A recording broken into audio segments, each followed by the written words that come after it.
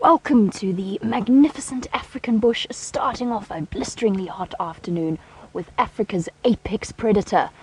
5 lionesses, 8 little lion cubs, and this is Safari Live.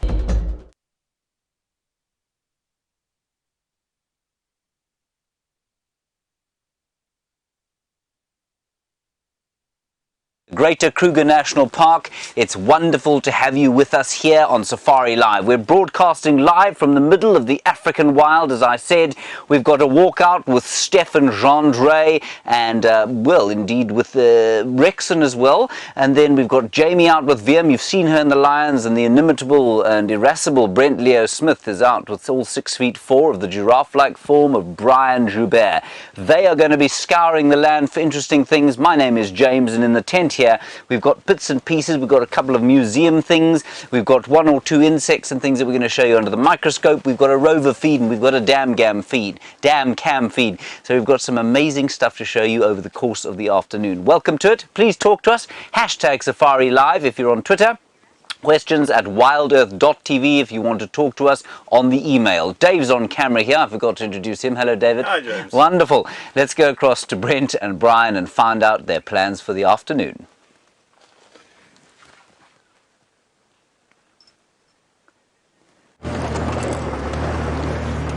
Welcome to your own exclusively guided private safari through the African bush, live from vehicle to foot to the air. My name is Brent. I have my good friend and cameraman Brian, who's got the greenest thing in the bush at the moment. It is the spring onion. Looks so tasty I might bite into it. Yum yum. So we're down on Cheetah Plains in the far east of our traverse. There was a male lion around this morning, so I'm just having a quick look, see if he's not... There he is. Lying in the shade. There we go. There were also 2 little Styx cubs. There he is. Okay, there we go. A Birmingham boy. Now, a lot of you probably think that's quite a strange name for a lion. Birmingham boy in Africa. Now, a lot of the farms, the original names out here, even though they are open to Kruger, no fences between them and 8.5 million acres of wilderness, have got names left over from the colonial era. For example, we're on Gowrie at the moment, but it's actually, well, now called Cheetah Plains. But the 5 Birmingham boys were born on the farm Birmingham in the Timavati Game Reserve. Well, let's get a bit closer to them.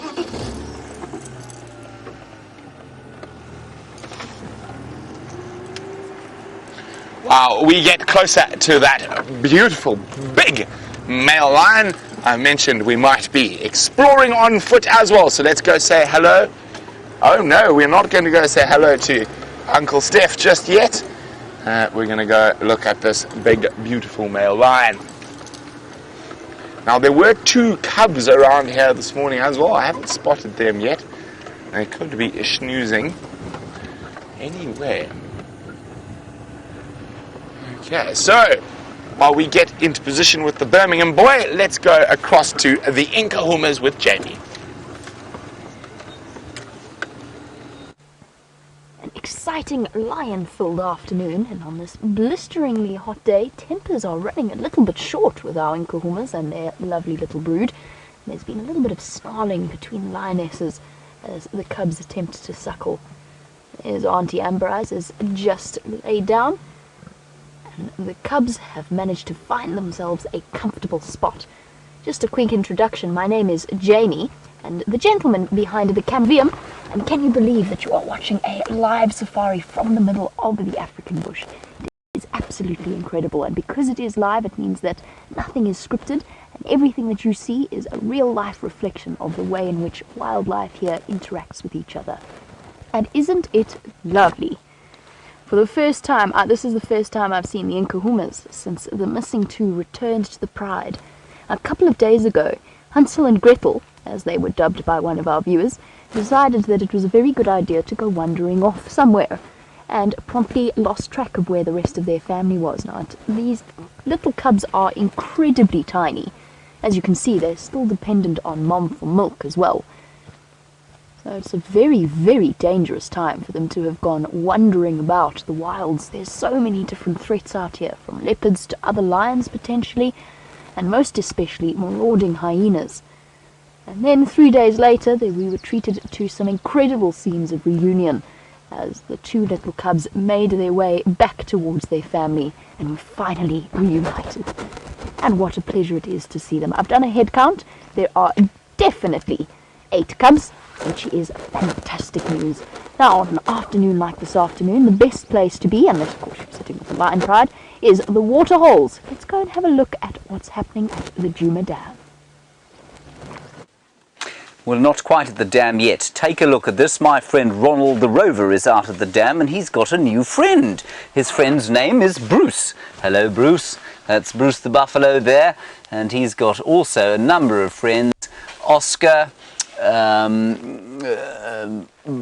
Oxide, and I don't know, I can't think of another O name. Can you think of another O name, David? Those are the oxpeckers sitting on Bruce the buffalo there. Now, Ronald the Rover is an incredible creature. He's obviously not quite animate. He's the R2-D2 of the wild, if you like.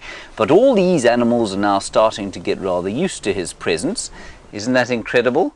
And you can see him there looking, and we drove him up here and there wasn't an issue. There's even a little beetle. Look at the little beetle walking at the bottom of your screen now, walking towards the water. Even the beetles are a little bit thirsty. Anyway, we drove Ronald up here. The buffalo didn't react, but what happens, I think, is every so often they get a whiff of human being, and that's what makes them look up. I haven't moved Ronald in the slightest over the last little while. And the buffalo have slowly come closer. They're having a drink, but you can see that Bruce is born of a suspicious nature. He's not entirely convinced that all is okay in the state of Denmark. That's a ridiculous thing to say. This is not a Danish safari, of course. This is, in fact, an African safari live from the wild. Please ask us questions, as I say, hashtag Safari Live or questions at wildearth.tv from the thickly, let's head across, to the thickly maned Brent Leo Smith. He has a thickly maned lion to show you.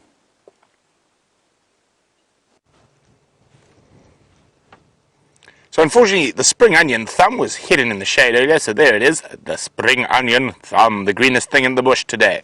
But just beyond him, looking a little bit uncomfortable in the heat, is a nice big Birmingham male lion who's found himself a little bit of shade and is probably going to have a snooze. Now, I wonder where the 2 cubs who are with him this morning are. I'm sure they're about here somewhere, maybe in the little river system, where it's a bit cooler.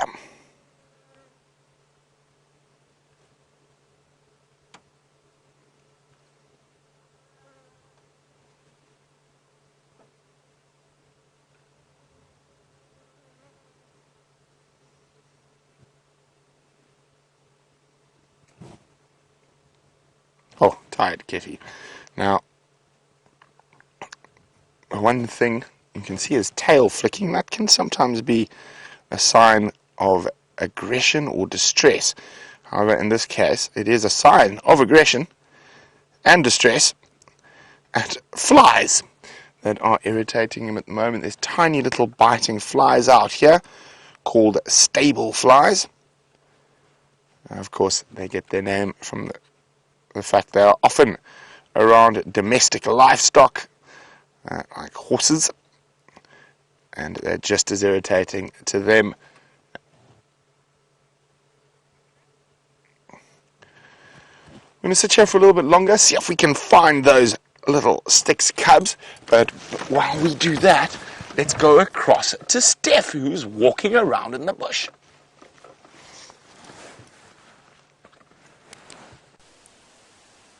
Good afternoon, and indeed I am walking around in the bush, and yes, my name is Steph, and today on camera, Gendre, and as you can see in the background over there, we have a buffalo, and it looks like a group of buffalo. Now, buffalo on foot is something that you want to try and avoid, not at all costs, but you want to give them their space. They can be quite cantankerous, they can be quite intimidating, especially if they decide that they don't like you. This one that's coming up behind me now on the path, he can obviously hear me talking. And they've now got into a position where they're watching us. And that is a sure sign that we need to make some space and give them their space. But before we do that, I just want to show you this tiny, tiny little elephant dung. Have a look at this. Mostly elephant dungs are this big. This particular elephant dung is this big. This is a baby elephant. Have a look here. Well, hello from all that way.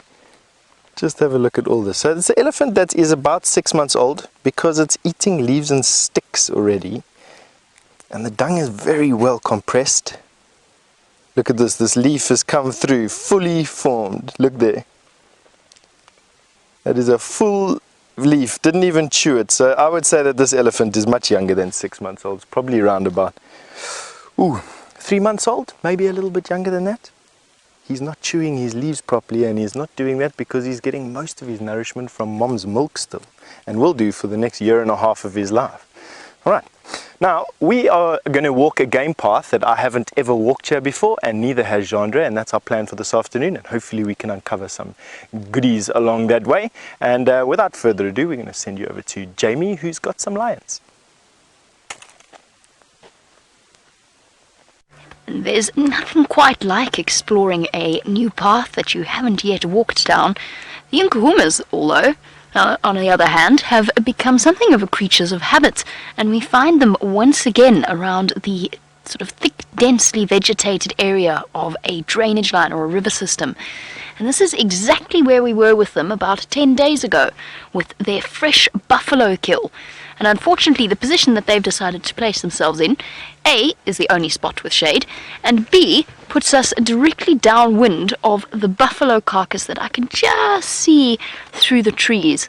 Well done, Viam.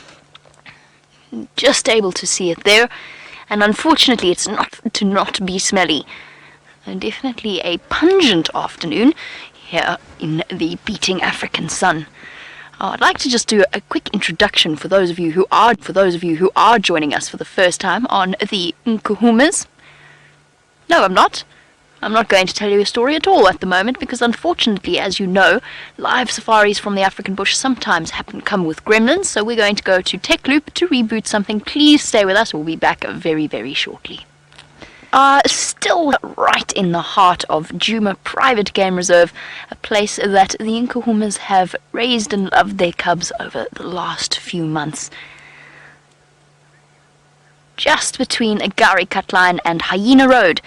Now, thank you for sticking with us. TriCaster decided that it was going to try and have a Sunday off. Unfortunately, TriCaster doesn't know that we have the Russian genius on board, who of course would have fixed absolutely everything, presumably. So, a nice sort of peace has settled over the Nkuhumas. They've all found themselves a nice patch of shade.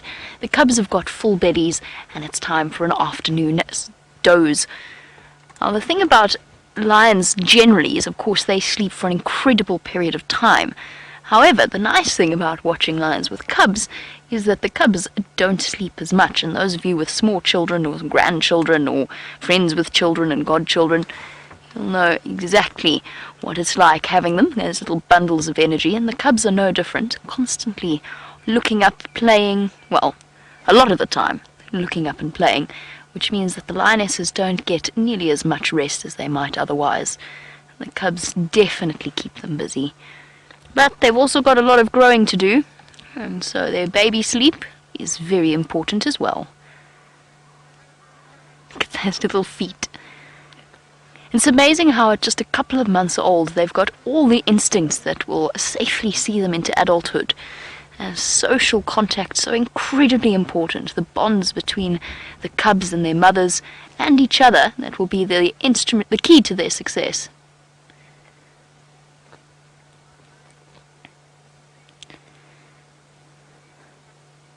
Kathy in Tennessee, it is lovely to have you on board with us. You wanted to know because apparently I heard that a male lion went and had a really seriously long drink last night on our 24-hour Djuma Dam camera. Days without drinking, or do they need to drink every single day?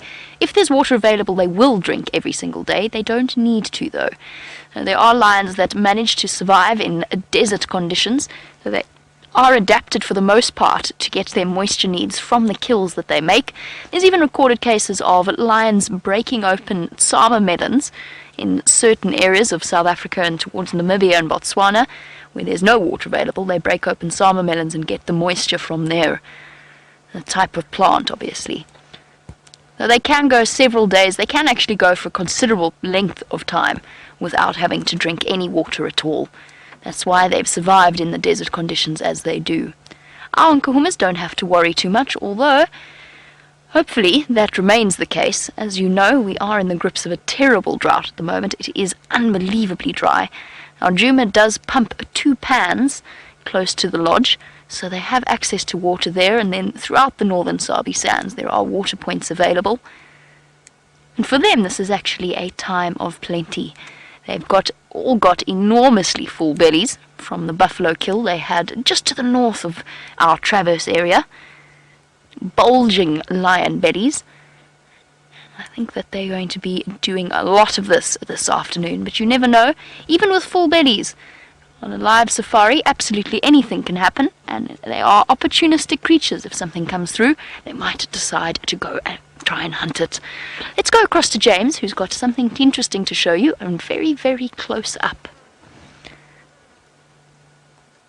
Welcome back to the tent, everyone. Now, yesterday I had a little viewer quiz, and I said I'm not going to tell you what this bone is. So I'm not going to tell you what this bone is, but I'd like you to try and tell me. We did have 1 or 2 emails in sort of between drives that indicated some people had an idea as to what bone this was, but please do send us through your ideas. Hashtag Safari Live, questions at wildearth.tv. We got as far as it is a vertebra yesterday, but we don't know the vertebra of what, and I'm going to ask you to think out of the box. Okay? Out of the box. Very strange vertebra. Let's put it back there. Now, of course, fossicking about in this sort of lonely wilderness, Taylor McCurdy has been trying to find the odd thing from the spring that has sprung. The first thing she's managed to find us is a rather astounding little, oh gosh, he's gone, stick-shaped grasshopper. Oh, hang on. Taylor, he's gone. Sorry, he's just out the front. Forget the grasshopper for now. The other thing I do apologise, Taylor, this is just terrible of me. You've made such an effort. The other thing we have is one of the first dung beetles of the summer. Now, let's put him under the microscope. There he is. Now, we'll drop the microscope onto him, well, not physically onto him, and see if we can't get a nice close-up view of this little fellow. Let's just bring it up a bit. No, that's not going to work. Sorry, everybody. Stand by 1. There we are. And down and focus on the... There we go. Right, there we have the dung beetle, everybody. And it's just a picture of the hairs on his feet. These hairs, massively important for sense organs. They probably pick up quite a lot in the way of scent. They probably also pick up quite a lot in the way of, well, they sort of feel the air currents, basically, and so they can tell where each other are. I'm going to lift it up again, so let's just come out of the microscope for now. There we are. Let's lift that up a bit, and we'll get a look. What I want you to really look at is the front of his face. Let me just try and get that into the middle here, because the front of his face is somewhat astounding because it's got this spade-like protrusion. There, just about. Hang on a second. There we go. Okay. Now, the spade-like protrusions are actually on the front there, which is to the bottom left of your screen. And they're not coming out so well. Let me go a bit closer. Sorry, everyone. He's just not quite cooperating. There we are. So those sort of spikes on the top left-hand side of your screen are the spades that he uses to move the dung about. I'm going to just come back to me. Sorry, Rebecca, I'm making a bit of a hash of this. Let's turn him round. I think you might get a better idea. He's pretending to be dead. And I wish he'd just pretend to be a little deader. Just be a little more dead. There you are. Stay there. No, he's not going to cooperate. There. Yeah, no. Yes, good. hang on, quickly, don't move. Ah, there we are. Now, the bottom of that picture, everybody, is his very sort of spade and comb-like front of the head. And you can see the combs on his front feet, and those are used to roll the dung and dig in the dung, and he has now departed. Right, that's him. I think we'll release him. He doesn't want to be with us anymore. Out in the wilderness, Brent Leo Smith is on Cheetah Plains with a lion.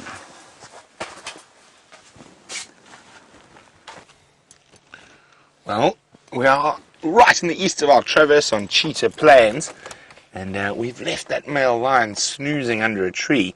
But we do have another beast. I wonder who can work out what that beast is. Lovely shiny coat with a fly on it. Here we go. Hello, hello, little wildebeest. Now this wildebeest is one of last year's babies, or last rainy season's babies, and sitting and chewing the cud. And if we move forward ever so slightly, there's probably about 30 of them around us, and we can see the females are starting to show that in a month or two they're going to be dropping their babies. So a little bit, the one to the left there, you can actually see her belly starting to get quite big.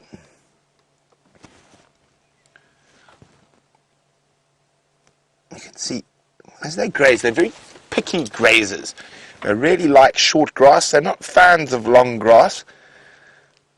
That's why they're quite often found with bulk grazers like zebra, who keep the grass nice and short so they can pick and choose what little tidbits they want.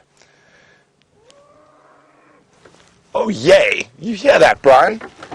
We're on our way towards the waterhole, and I can hear some elephants screaming.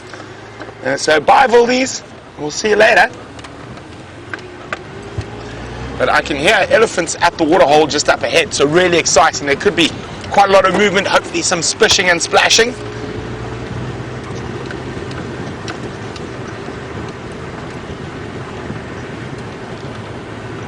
Okay, so while we head towards the waterhole, let's go see what Steph's up to on a bushwalk.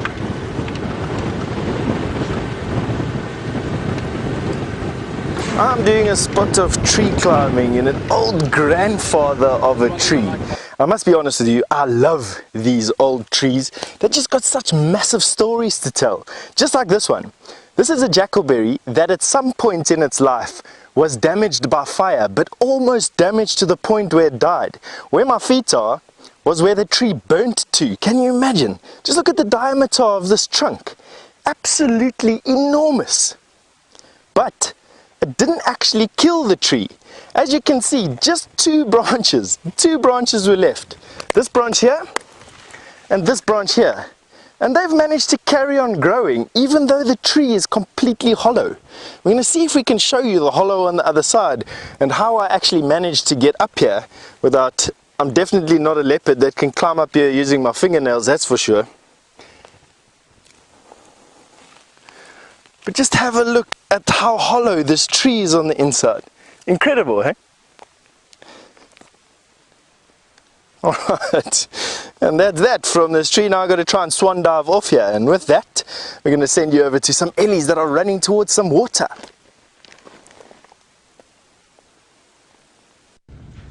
There's quite a lot of pandemonium. There's lots of elephants here. There's some screaming, trumpeting. More elephants running in.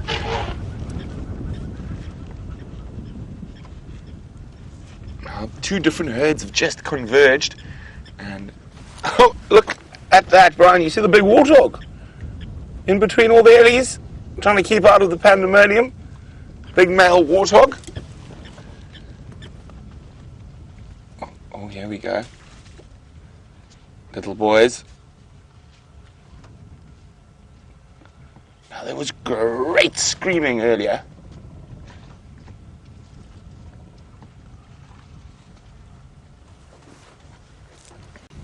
Everything? Oh, watch the warthog. Oh, I thought that little young boy was going to chase the warthog for good measure, but he stopped. Now, I think a lot of this pandemonium that we heard from a distance was because of some of the young males getting a little bit too boisterous. I'm just going to move forward a little bit.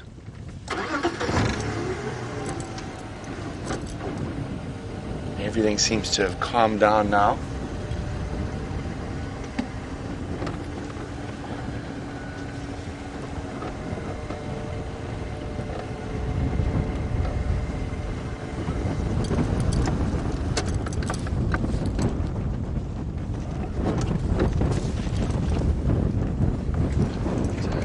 One, two, three. About 15 or 16 of them here at the moment. Looks like distinctly sort of 3 separate family groups, and those are the ones that seem the most upset. There is the most tiny little baby amongst that little knot there. He's still pink from what I saw. Oh, look, there we go. Oh, just chasing one of those young males away. I'm trying to make out that baby. He's there, just hiding in that throng of elephants.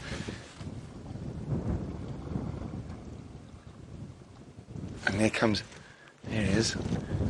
There's a bull about to cause trouble again, just to the right. There we go, you can see there. It's a slightly bigger bull than the one that just got chased away. But those young males can cause quite a lot of panic.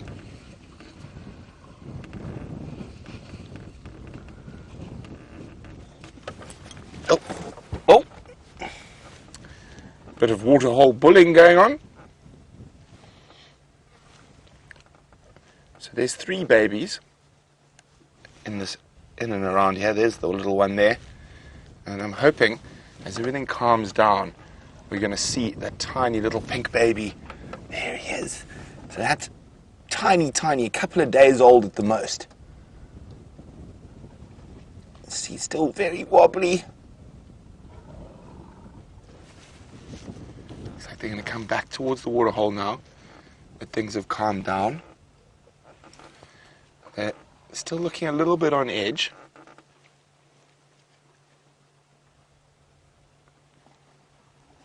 Now, because of the drought, we're getting quite a few different elephants at the waterholes at the same time.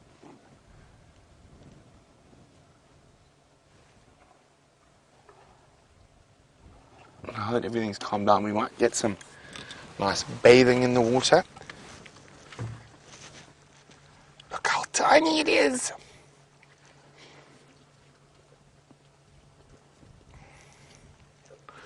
Now the female looks quite young, so it could be her first. And that could explain the overprotectiveness. You can see how she was checking with her trunk, probably reassuring it. There you go, he's having a drink, or trying to at least. Now Robin's wondering, does a suckling baby elephant's dung look different from normal elephant dung? It does. It's slightly darker, and it lacks obviously all the fibrous vegetation that you would find in an older elephant that's eating a lot more leaves. Even at this young age, they will chew on leaves and branches, but of course there'll be a lot less of it. And I said, this is tiny, days old.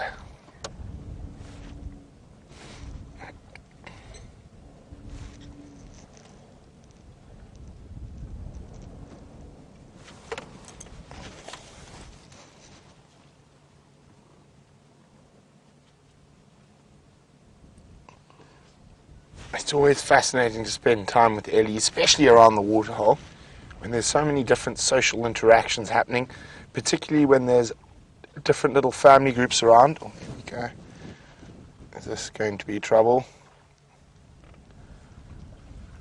See how that sub-adult almost seems to be blocking the other from getting closer to the baby?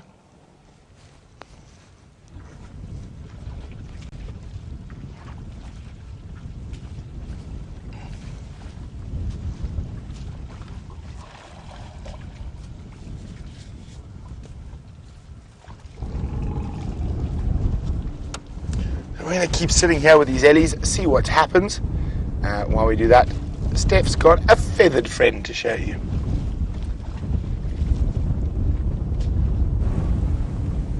We absolutely have. Thank you very much, Brent. And just have a look at this wonderful little bee eater. For those of you just joining, we're walking around on foot, and we are lucky enough to be able to use this tree we're leaning on as a bit of a stable base to give you a nice view of this little bee eater. Busy preening itself, just getting all those flight feathers all arranged. That's what they're doing. And from a perch, they hawk insects, predominantly bees. Can you believe it?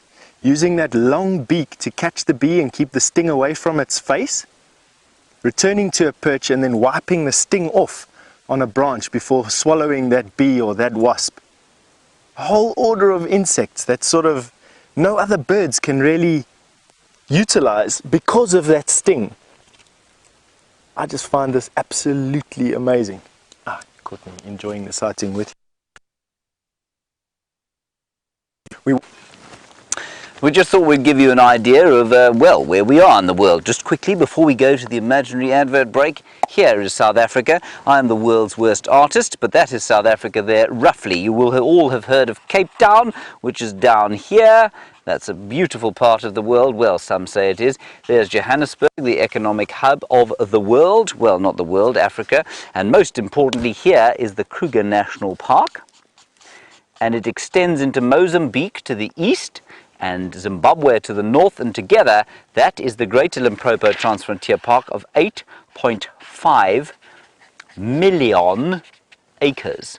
Astounding stuff, and we are part of that incredible place, and our little spot is over here, and I'm going to show you a bit later, a bit zoomed in, but that is the Sabi Sand over there. And we live there. Juma is in the middle of that particular spot there. Of course, many different kinds of animals. Elephants, for example, very beautiful. Many lions, they're beautiful. Right, we're going to go off to an advert break, everybody. And when we get back, we will hopefully show you some more lions and leopards and that sort of thing. And we'll also show you a bit about where we are in the world. A beautiful piece of world, the best country in the world. See you later.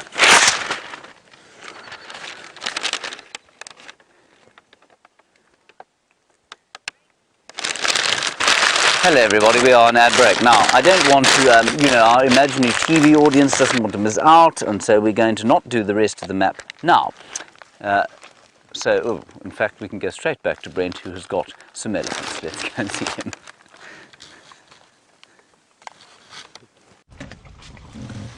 So we're still here. As I said, everything seems to have calmed down a bit. That tiny little baby. Then the zebra arrived, and now the elephants are upset again. So, nice hot day like this, it's perfect to be sitting next to a waterhole. We've got elephants, we've got zebras, we've even got a lone male warthog wandering about.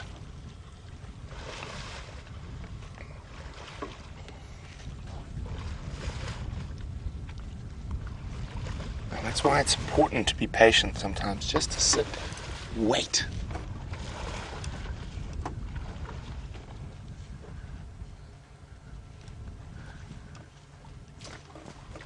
Dina says, is it just my imagination, or do the elephants get more wrinkly in the drought? Well, what do you think, Brian? I think they look pretty much the same to me. The older ones will definitely the skin will start sagging a little bit more, and that could lead to a bit more wrinkly, but in general I'd say they look pretty much the same.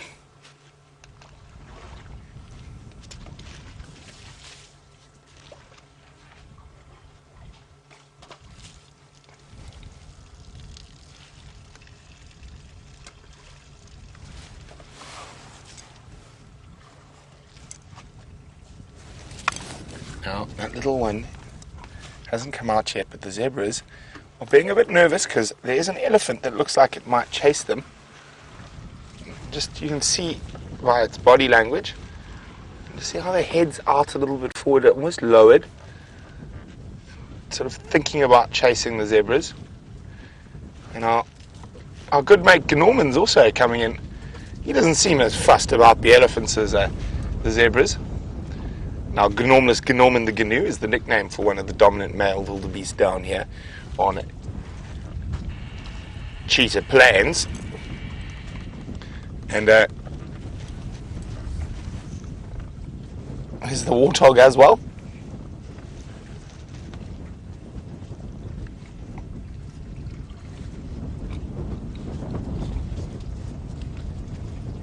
Oh, I just need to be on the radio for a second. Andrew.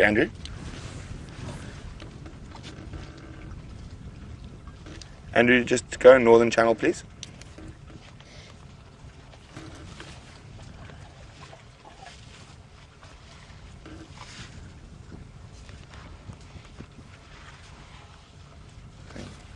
This young boy up to nonsense again. There's that tiny baby coming down now.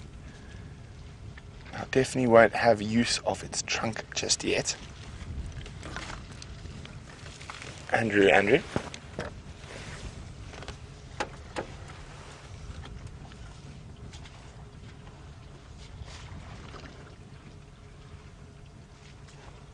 Young bull's almost sneaking in.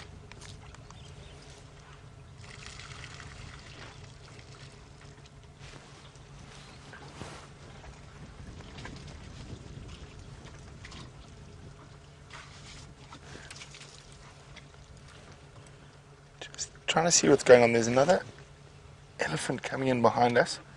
Looks like another young male. But he seems agitated. Not sure by what. He's looking back behind us. So and we could just be being a young boy.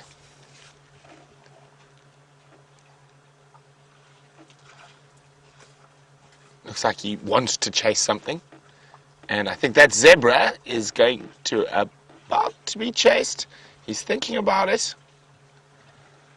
Is he going to chase the zebra? Nah, not this time. Okay, well, we continue to enjoy our time with the elephants and zebra and warthogs and other creatures at the Cheetah Plains Pan. Let's go see Steph, who's got a reptile.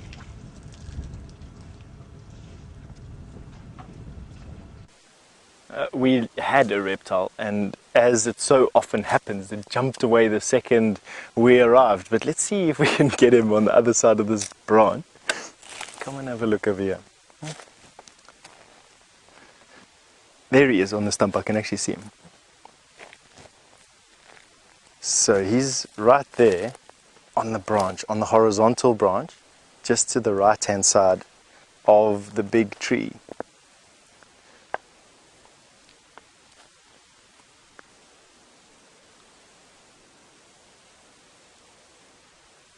Welcome back, and you are on foot with myself, Steph.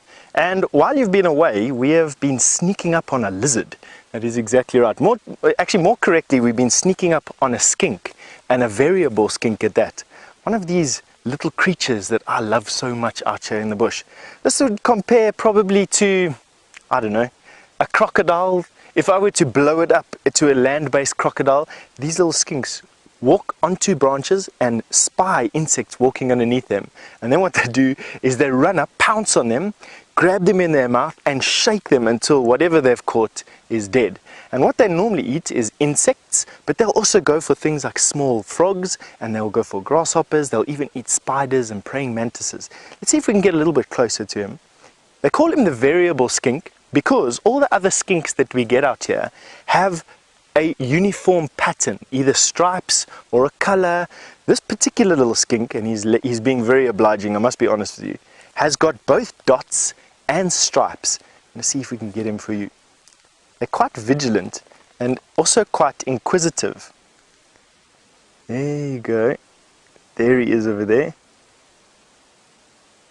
And you'll notice those colors. We're going to see if we can get you a little bit closer. I'm now sneaking up on a lizard. I know this isn't as amazing as sneaking up on an elephant, but it's infinitely less dangerous for me. Oh, no, he's gone. Oh, no, here he is. Yeah, he's come to have a look at us. Let's see if he pokes his head up on the side. Where are you, little guy?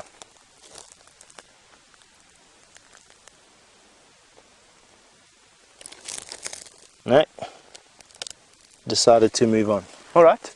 Well, that's that for that sighting, and we'll carry on walking around over here. It's such a beautiful afternoon, you know. It's 10 degrees Celsius, sort of colder than it was the other day, and it's making it very, very pleasant to walk around here. But talking about pleasant, watching some lions with Jamie is going to be even better.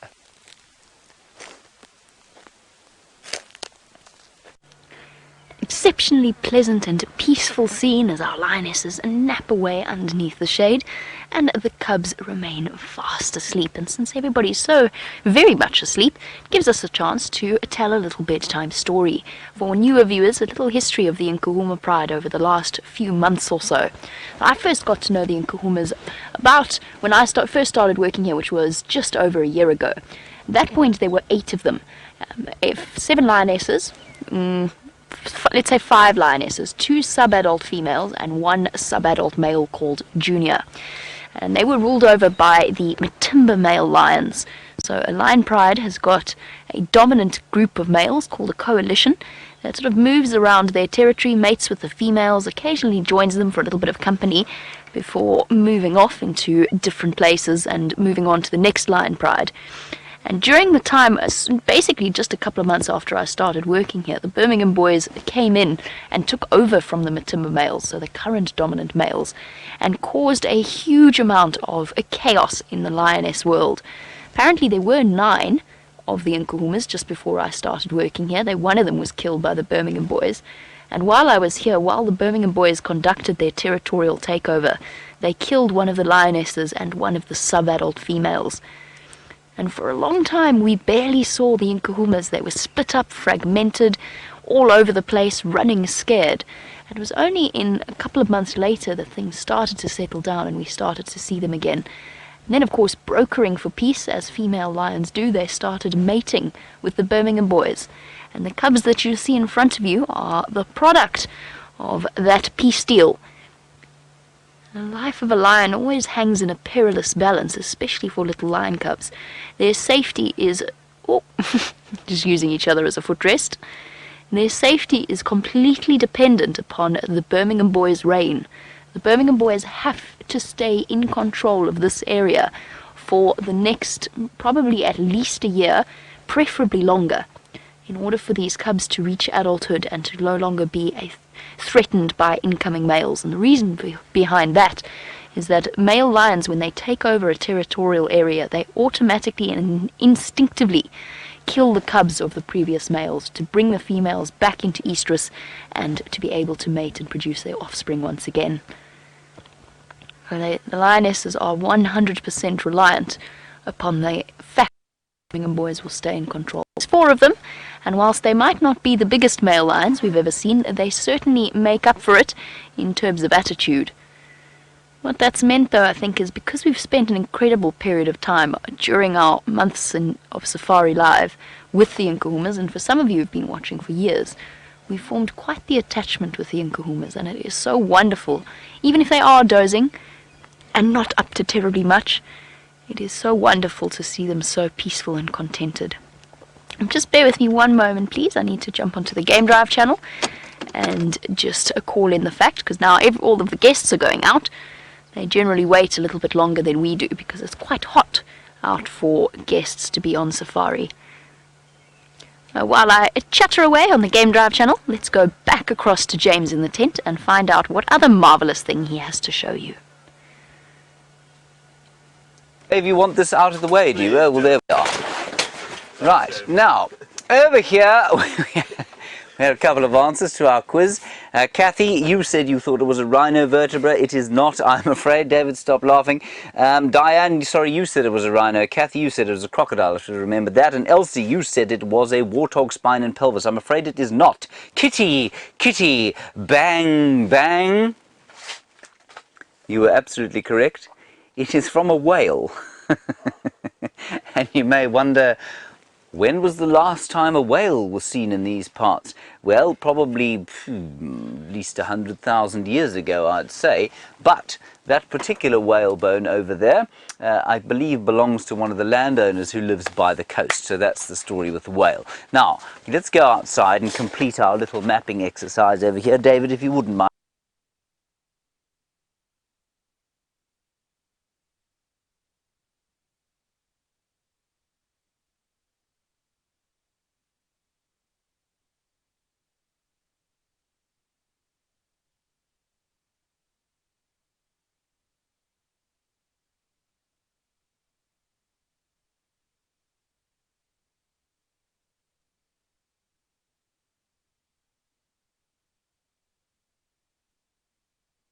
Mind following me this way. Thank you so much. Now, over here I have my friend William the Wildebeest. He is holding my pens for me, and we're going to zoom in a little bit to some of the amazing things that we have here. This is the Kruger National Park, an exceptional representation thereof, wouldn't you say, David? Yes, James. Yes, beautiful. 2.2 million hectares, or 3.5. Remember, we're only talking about the Kruger National Park part. It does extend into Mozambique and Zimbabwe. Now here's the Sabi Sand. That's where we are there. And I'm just going to quickly open this up and show you the Sabi Sand, of course, bounded by the Sabi River in the south, and the Sand River goes through the middle, and that's just 7 kilometers from where we are now. So that's where we are. Now we're just going to zoom in a little further. This is Juma over here. Juma, beautiful little spit of land that we call home. We also traverse over here, that's Arathusa, and over here where Brent Leo Smith is currently knocking about the place looking for bits and pieces, that's Cheetah Plains. All in all, about 6,500 acres that we're able to traverse.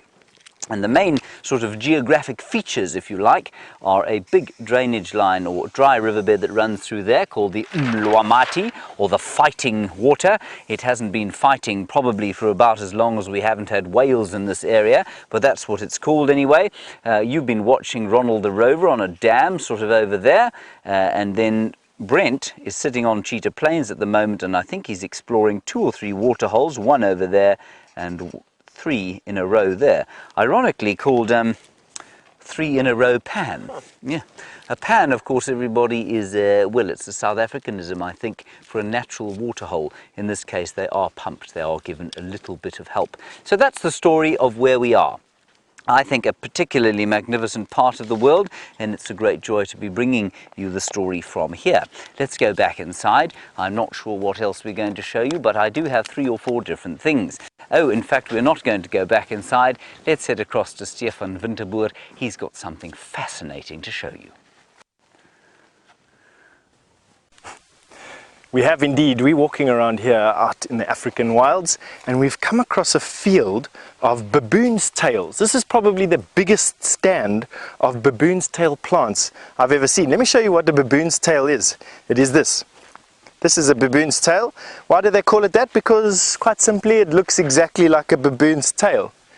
And one of the most fascinating things about these particular plants is that the local guys, local people that live and have lived in this area for a long time, they plant these in their yards because they say that it averts lightning strikes.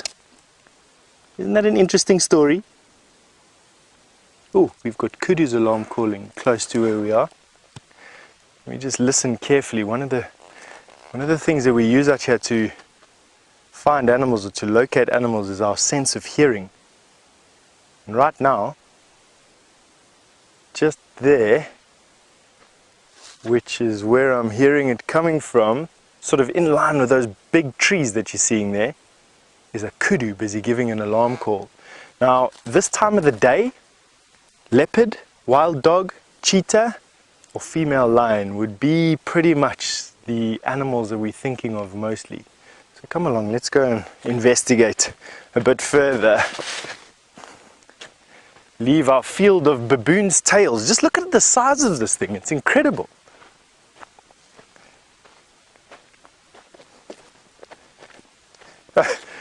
Hello Jason, good afternoon. You've asked me, well, you've said that I like spiders. I do, thank you very much. And you've asked me, do I have an arachnid list?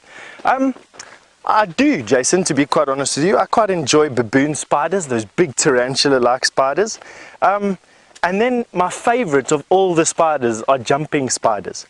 I really enjoy these little salticids, and the reason why I enjoy the salticids, Jason, it's because they have a brain that is about the same size as their body. Almost half of their body that you're looking at, half of that cephalothorax, that front body in front of the abdomen, is made up of brain. And it's mostly dedicated to sight, but they also have a very strategic manner. A single jumping spider can learn how to hunt the most dominant prey species in their particular area. Can you imagine? So if there's ants there, the spider will learn how to hunt ants. Grasshoppers, it'll learn how to hunt grasshoppers. Other spiders, they even hunt other spiders. Isn't that amazing? For me, I love that. That's these little ants, or these little spiders that have their personalities almost. I enjoy. Right, we're still listening. I'm still hearing kudus barking off here, probably about 200 yards or so. All right, and while we're heading off, getting ever closer to Tamboti Pan and whatever the alarm calls are holding in store for us over there, James has got a mystery bug for you in his tent. A mystery bug it is indeed, everybody. An astonishing array of black and orange colours, not very big, about that big, almost a centimetre long. Now, I don't know what this thing is. I'm going to try and get him in focus. He's not quite as active as he was when we caught him. There we go. Now, the things to look out for here, I think he's a bug, not a beetle. And I'd love for anybody out there, Judy H, I hope you're watching, perhaps you can tell us what this thing is. And what's interesting about it, the reason I say it's a bug, and I think it's a young bug, you can see the wings there with the spots on them, do not extend to the back of the abdomen. Now that is indicative of a plant or a bug that is what we call in an instar stage. So it's not quite an adult. And bugs, of course, do not go through a hollow metabolic life cycle. In other words, they don't form larvae and like beetles do. They don't make the worms and caterpillars like many of the insects do. They just make junior versions of the adults. But one of the things that's indicative of them, of course, is these much shorter hind wings. Sorry, I am losing focus every so often. So there he is. If anyone has any idea what on earth this creature is, I'd love to know what it is. It is, thankfully, I think he's a bit nervous, you know. I think he's camera shy. Hello? There. We're going to release him shortly, everybody. We've been very unlethal in the tent of late. We've kept everything alive and beautifully fresh, and then we release them at the end of the day, and poor old Taylor goes out at the beginning of each drive and she starts again. Now I'm going to show you one more thing. It is, of course, spring now. Well, in fact, spring lasted about 3.5 minutes before summer began. This, everyone, is a brand new leaf. It's already been had at by a caterpillar there, but this leaf is the leaf of Rus gwenzii, and the Rus species or currants make quite a nice fruit for many of the animals, pretty disgusting for us. But what I was hoping to try and show you here was a stomata. Now one of the things about, sorry about that Rebecca, it's coming. There we are. One of the things that plants do, of course, is transpire. They breathe through the leaves, and in the leaves they have little holes called stomata, which this microscope is not quite able to pick up, I'm afraid, even though that's a rather splendid picture of the spring green of the leaf. And through those stomata, they breathe in carbon dioxide, of course, during the day, and then during the night time, they breathe in oxygen for respiration. So it's quite an interesting thing there. And they also lose quite a lot of water through those stomata. That's how they get rid of water vapor. So unfortunately, we can't see one of those there. But I just thought I'd show you this beautiful, beautiful spring green leaf. Rebecca, there's nothing else about this leaf that is interesting currently. Let's head across to Jamie Patterson. She's got one of these.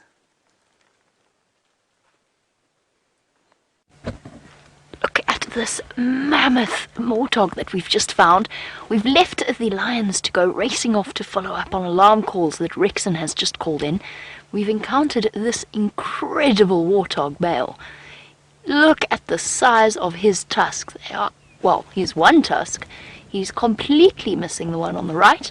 It's obviously been broken off at some point in his life, perhaps fighting with another male warthog. Those tusks are so... His left-hand tusks are so enormous that you can actually clearly see the bottom tusher, so the bottom tusk. And those are razor sharp. This is a gentleman not to be tangled with. You can see the massive size of the warts, and I say warts with a skeptical tone. That's of course where the name warthog comes from. They are actually not warts. They're collections of collective tissue and cartilage and gristle. It essentially is a great way of protecting a warthog's eyes, particularly when they battle each other. And as I said, those tusks are razor sharp, at least the bottom ones. And during the warthog rutting season, we get to see some very fierce skirmishes between individuals. So those warts actually have a protective function, which is why males have 4, whereas females have 2. Just a quick reminder, those of you who want to rewatch Lion King, go and rewatch Lion King and you will find yourself shocked and surprised to realize that Pumbaa is in fact a female warthog. He's absolutely magnificent, but there is a sense of urgency in terms of following up on the alarm calls. They're not too far from where we are. Could it be Nchila, the female leopard that's been hanging around, or perhaps Mvula? Oh, he's just coming out into the open. We'll just stick around for one more moment. I've never seen him before, and he's very clearly a memorable... Oh, you can see the hole where his tusk broke off.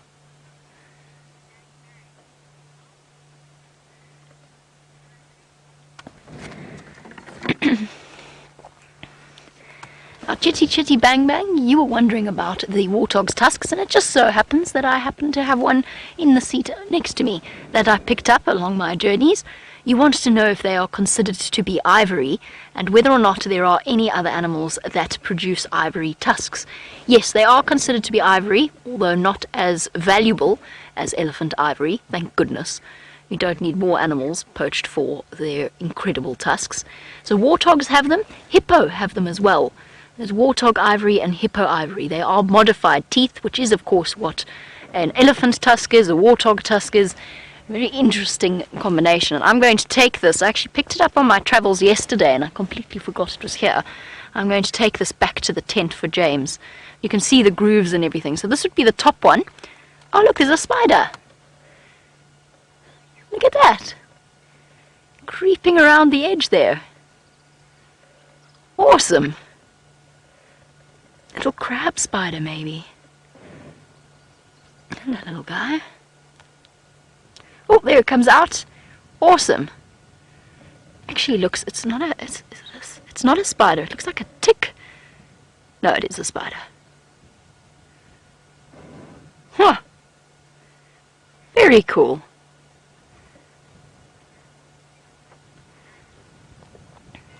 I'm not going to disturb him. I'm going to let him live in his little tusk. Let's pop that back down. Adam, you wanted to know if the tusks of a warthog or any animal that breaks its tusk, whether or not they will ever grow back. The answer is no. Because they are modified teeth, if they do get badly damaged to the point, and that like with that warthog, it's clearly damaged to the root, they won't grow back at all. So like your permanent teeth. Sorry, we're going to go. Our warthog has disappeared, so we better rush to see what those alarm calls were all about.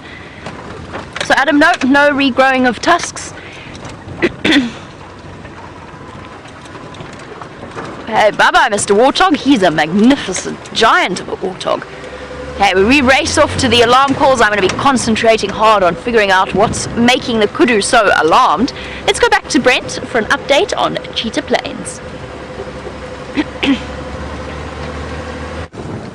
So this morning, not far from here, we had a male leopard who found a female buffalo that died from the drought. So we're going to go see if he's still in that area. But to keep our birding contingent happy, as always, we've got 2 little birdies here. And there's an African pipit. And oh, the other one's flown, but we'll get a view of it now. There we go. Hello, little African pipit. On the short grass plains of Cheetah Plains, and also known sometimes as an LBJ, a little brown job. And a slightly more striking bird. Oh, he's going behind us now. Yeah. Oh dear, no. They have escaped. And we're going to head towards that leopard now. Hopefully he's still there. I'm pretty sure, unless the lions have smelt that buffalo carcass or quite a few hyenas have moved in, he's not going to leave that nice free meal. Now I do see there's some vultures in the trees, which probably means if he's not there, there is another predator there that's keeping the vultures in the tree.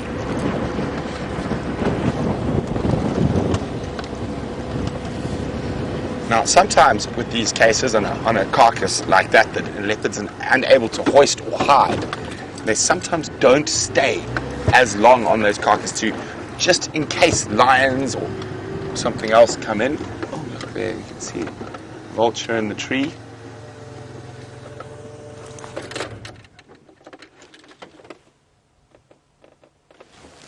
White-backed vulture. There's a couple of them around.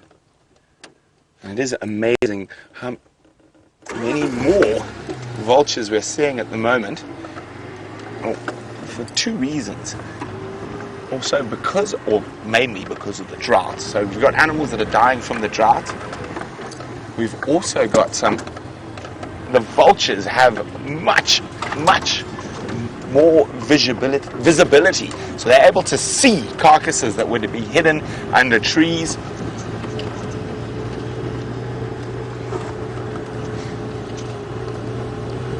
Okay, where is Mr. Xivambalana? There he is. He's still here, keeping those vultures off the buffalo carcass. Oh, we've had such cat luck today. I mean, this afternoon already Nkuhuma, cubs, male lion, and now the dominant male leopard of the east. Oh, vultures, flap, flap, flap. Sorry, guys.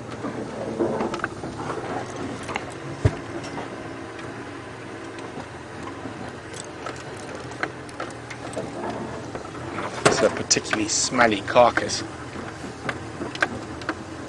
And he's got it all to himself. What a lucky leopard.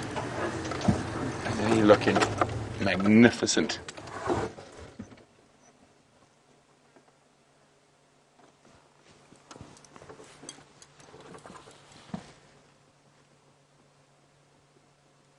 Nice big male leopard. Now, for our new viewers, he is actually Karula's son, if I remember correctly, from her second litter. Oh, bless you.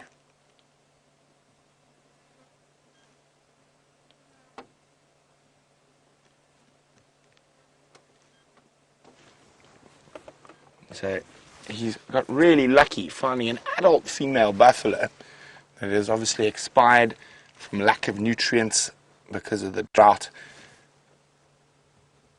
There we go, you can see it there. Lots of flies.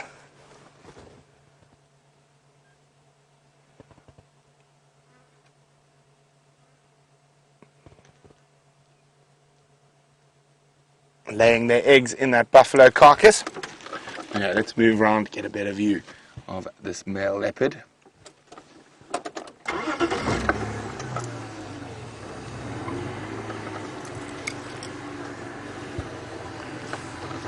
Okay, so while we get into a good spot, let's go see what Steph is up to on foot.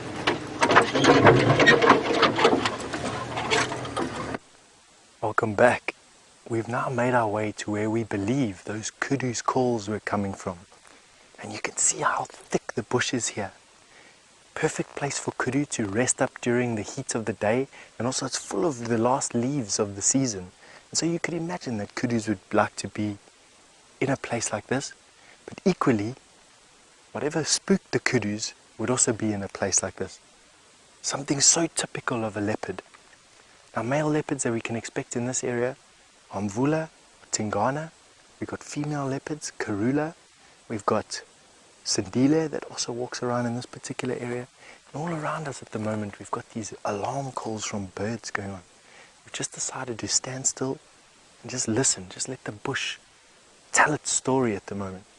what we've got is we've got in front of us here birds alarm calling tick, tick, tick, tick, tick, tick, tick the whole time. And off to our left hand side, another bird. Just here faintly.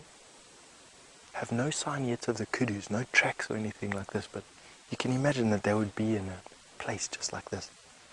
Now, while I'm not that scared of leopard on foot, or at least uninjured leopard on foot, if you're going to find leopard, you've got to start thinking like leopard. You've got to try and imagine where they'd be lying. If I would imagine where a leopard would be lying right now, it would be in a clearing underneath a tree, perhaps with some escape route, either left or right.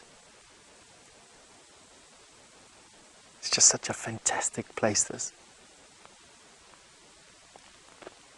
Now, Marco, you've just asked me if I've ever been attacked by a lion or a leopard while on walkabout. While many things have come running at me, Marco, I've never had an animal jump on me, touch wood, and thank all the good things. I don't really want that to happen at all. So yeah, out here when you're walking around on foot, especially when you're tracking and finding things on foot, you do get within what we call the comfort zones of these animals, and sometimes it takes a bit of a warning for them to let you know that they're there. You know, like they run out at you growling, or they give you a bit of a fright, and all that does is to say two things. It's to say, I'm here, and please take note and make some distance, draw some distance. And as long as you make the distance, as long as you are respectful of their space and of what they do out here, 9 times out of 10, they won't really attack you. There's the odd occasion, make no mistake. There's lots of people that have had a close encounter with a lion or a leopard, a very, very dangerous encounter with a lion or leopard. But for myself or anybody that I know personally, none. Now these birds that are making this alarm call have slowly been coming down this bed. They've been moving. When we first heard them, they were in the trees back there, and now they're right next to us over here. And that tells me that whatever's pushing these birds is coming this way, potentially. They can still see it. That's why they're giving the alarm call. But so far, no sign just yet. While we poke ourselves through here, climb in through all these branches, I'll send you through to James, who's in his tent.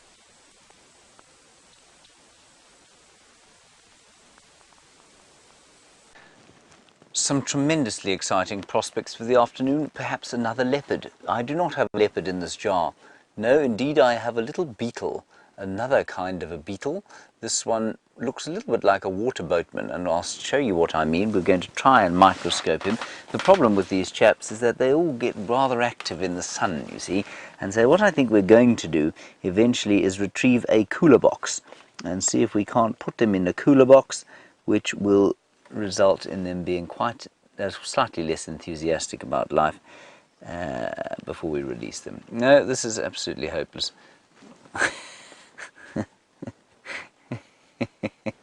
You can see him crawling in circles around. There he goes. Now, well, the reason I say he looks like a water boatman is because he's got those long black legs.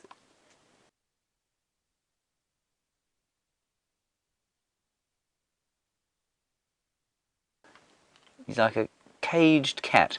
So I don't think we're going to bother with that particular piece of the microscope. Let's see if we can't find you something else to look at. There's a much nicer thing here.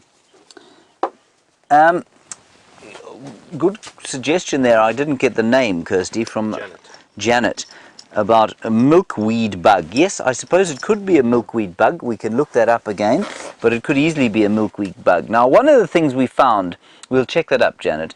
One of the things we found during the Father's Day shows was this quite astonishing hawk moth here, and it's called a verdant hawk moth. Verdant, of course, being the color green, David.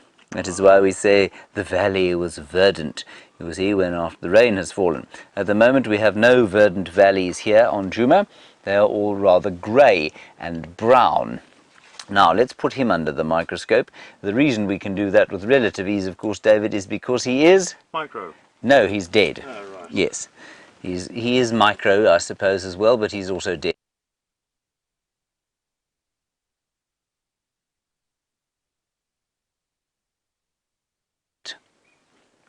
Sorry, I think you lost the audio there. I'm not sure. Can we have another look at the microscope, or is that not possible? We're just plugging in. Here we go. Back to microscope feed. Oh, that's a pity. Not sure what's going on there. Let's show you his eyes again, Davey, if you don't mind.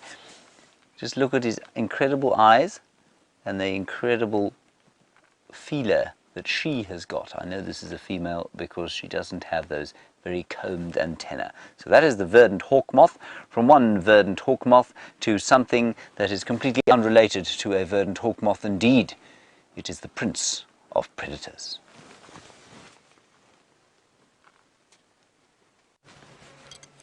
Well, it's a very much a lounging prince at the moment, digesting all that buffalo meat. So he's an adult male, about 6 years old. Holds territory to the east of Cheetah Plains and also into Kruger National Park.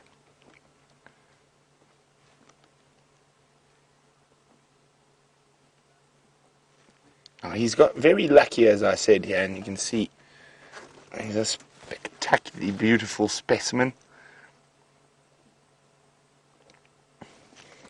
And it's so incredible that we are live right next to him. Remember, hashtag Safari Live for questions. Look at that, you can see that beautiful paw. Oh, it's trying to bite a fly.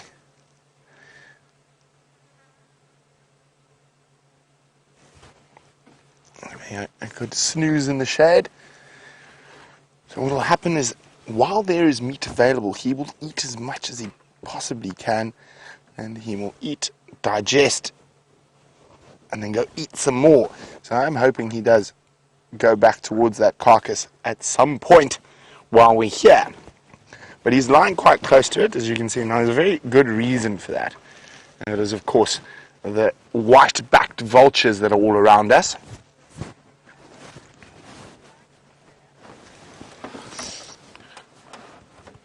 There we go, white-backed vulture. Now, they're waiting for him to have a lapse in concentration.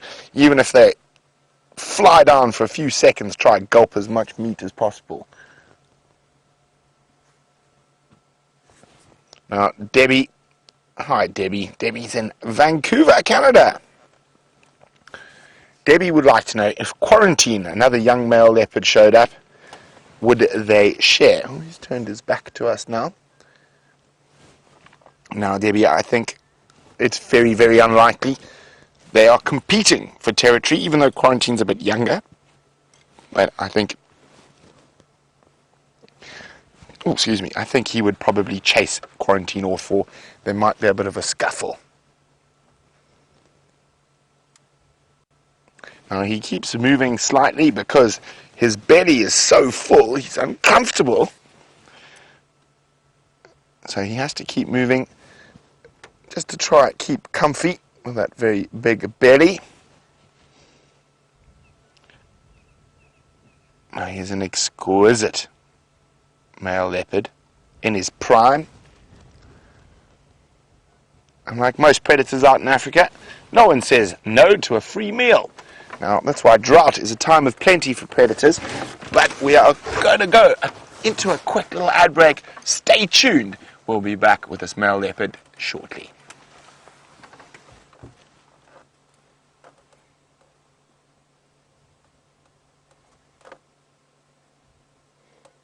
Okay, so we're still here, of course. We're just practicing, you know, trying to get everything perfect for the upcoming TV shows. So do bear with us. There is no advert coming, I promise. Wait, there's an advert. I can see it. It's about fresh produce. And see, there we go. Remember to eat your spring onions during spring. Okay, so we're still with Xivambalana. He has turned, oh, look at that lovely light catching his tail. Oh, beautiful.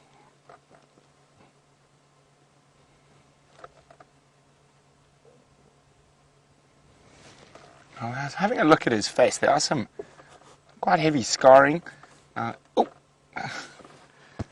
Biting the flies. I'm just going to move around a little bit so we can see his pretty face, but it does look like he's been in the wars quite recently. So could be from fighting with quarantine, for all we know, or it could be from another male leopard in Kruger that we don't know about, or it could be he's been mating and had a scrap with the female he was mating with.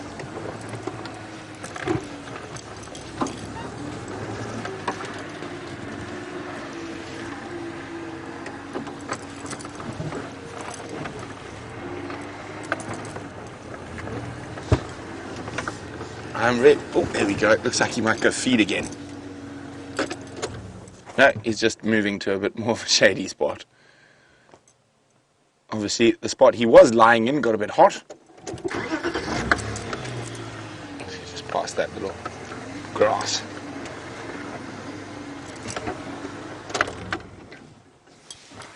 There we go.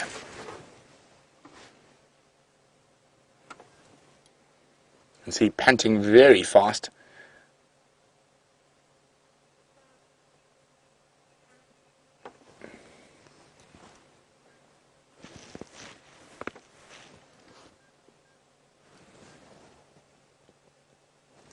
Now, as I was talking about, look at that. You can see some of those scars. Oh! Well, sorry about that, guys. Gail, Raisa, and Jen B say he's actually from Karula's third litter, not second litter.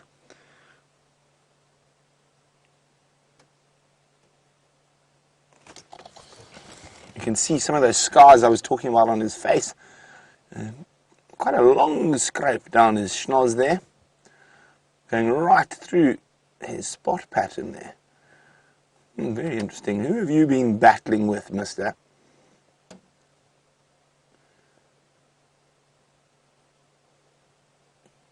And you can see his neck is much thicker than a young male like Quarantine. It still hasn't quite developed to the same degree as an older male like Tingana.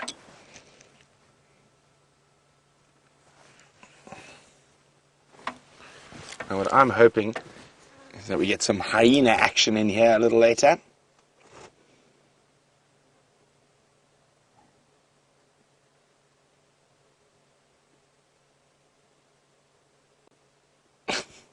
Those biting flies are truly annoying.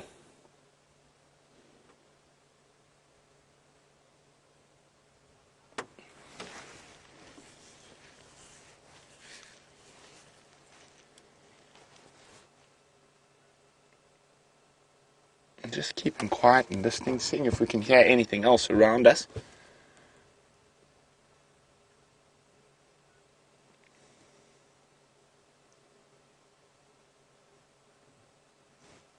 Now, wouldn't it be great, Brian, if we managed to find a cheetah as well? We do the 3 big cats in one drive. I don't think that's ever been done.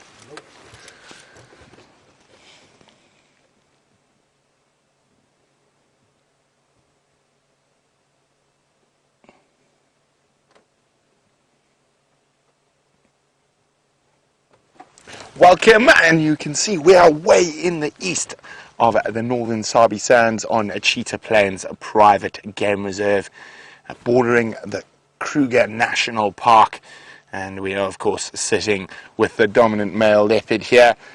His name is Xivambalana, and he is very, very lucky at the moment. He's managed to get himself a free meal. An adult female buffalo has died from the drought, and he's taken advantage of this carcass before the hyenas and lions have found it. Now he's lying quite close to it at the moment to keep the vultures off. And you see all the flies buzzing around. He's sharing it with them at the moment.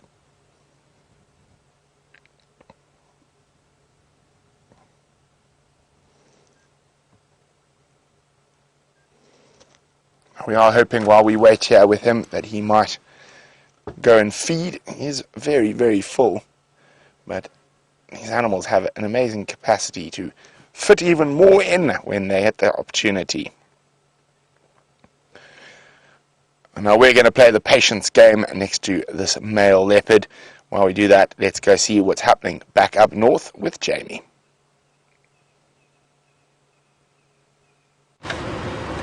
And just an update on our alarm call search. It was most definitely a leopard that scared those kudu.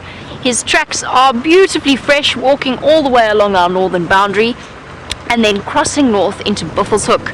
So it was a he, and most likely a bulla, but you never know up here in this particular patch of ground. This Ngijima is sometimes around here, but unfortunately the tracks, or the trail, is cold for us at least. Aubrey is hot on his trail because Aubrey can go into Buffelshoek.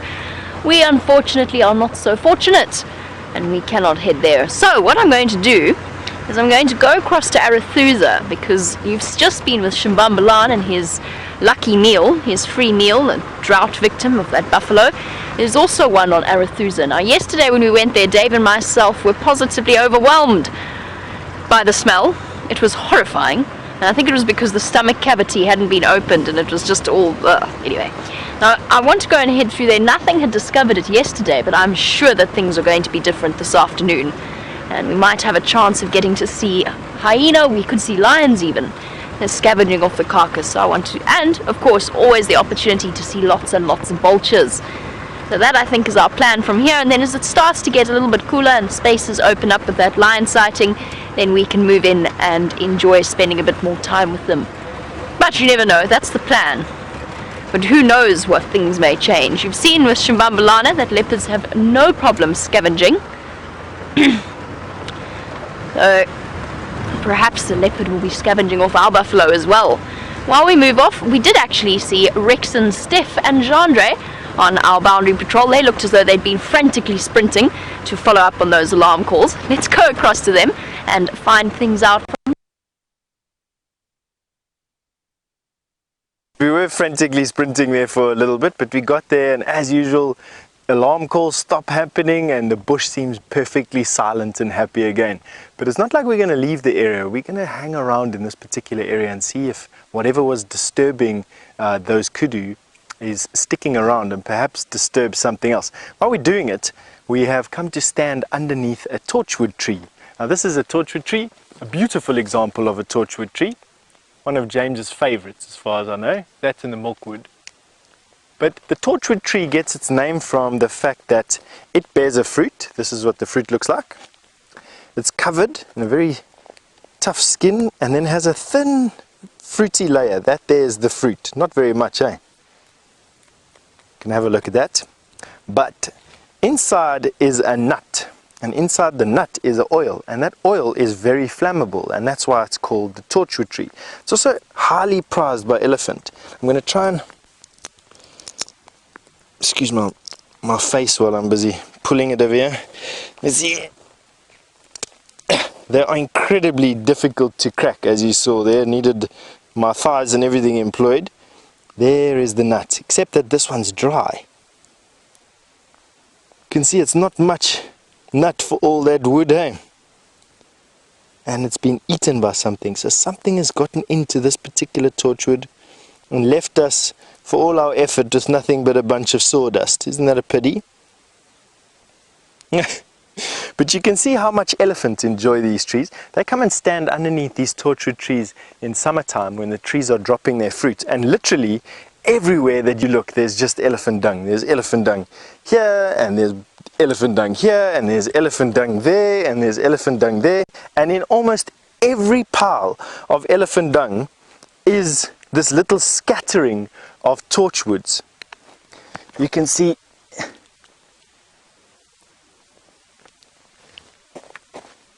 this. I'm just picking up just cone after cone after cone.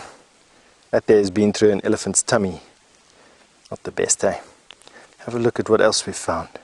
Something, the culprit to what's been eating our fruit. Now you saw how much force it took me to break open this nut. And that little insect just chewed his way out of that with no real effort at all. Let's see if we can find out what lived in here. If it's a cocoon, is something else living in there now? Who knows? I'm expecting this one to be a bit easier. No.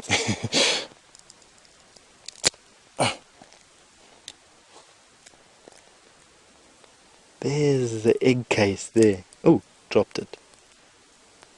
Not much left in there at all. There's where it tunneled out. that little insect. Absolutely no evidence of what it was whatsoever. Anyway, left us with a mystery. And mysteries are what James is quite good at. And so I think he's got something interesting to tell you in his tent. One of the mysteries, of course, is how Steph got that injury on his left thumb. Well, this very morning I woke up to the sound of what seemed to be a blacksmith lapwing living in my head. Indeed, it was Steph tinking away, chiseling at the new Final Controls wall, and we chiseled some of his thumb off at the same time. Let's have a look at Ronald here. There we are. There is Ronald's view. He hasn't seen much. He has seen a Birchall starling, and we'll just turn him round and give you a view there. And what we're going to do is some very daring driving, everybody. I hope that you've got your seatbelts on. Hold on tight. Ronald is going to go down towards where there is a leak from this little pan. Ronald, please don't fall over, especially not while we're live. And there was some impala there that I wanted to show you. There they are. Ooh, this looks a bit rough, Davy. Oh, it's all right. There we go. Ronald is very good. There we are back at, you can see now the impala on the dam cam. That's probably a slightly better view, actually. I don't really want to go all the way down here. Back to the rover view, but there you can see all the impala. One of them looked up once, the one on the far left hand side, because if you listen to the audio of the dam cam, you can actually hear that Ronald goes like a mechanical mosquito almost. Anyway, that's Ronnie's particular view, and of course this is a very important piece of ecology that we're looking at through Ronald's rover eye view, if you like. And Gilly, you're in the UK wondering if all of the natural waterholes have dried up. Gilly, some time ago. And were it not for the fact that this pan here is pumped and will now leaking into the Djuma Dam, there would be no water here at all, and what would happen is that all of the animals would have to go off down to the Sand River and find water there. That will probably be, in fact I think it is dry at the moment. They'll have to go further south to the Sabi River, and when they don't find water there, then they're going to be in real trouble. Now, in history, of course, Davy, let's go over to the map here. In history, what would have happened is, unfortunately, I've torn up my Kruger Park map, which was obviously for effect. But let me just show you what they would have done in history quickly. Watch, I'm going to do it again, Davey. Watch me.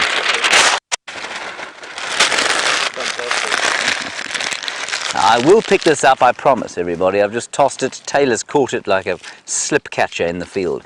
Right, we're going to just draw the Kruger Park here.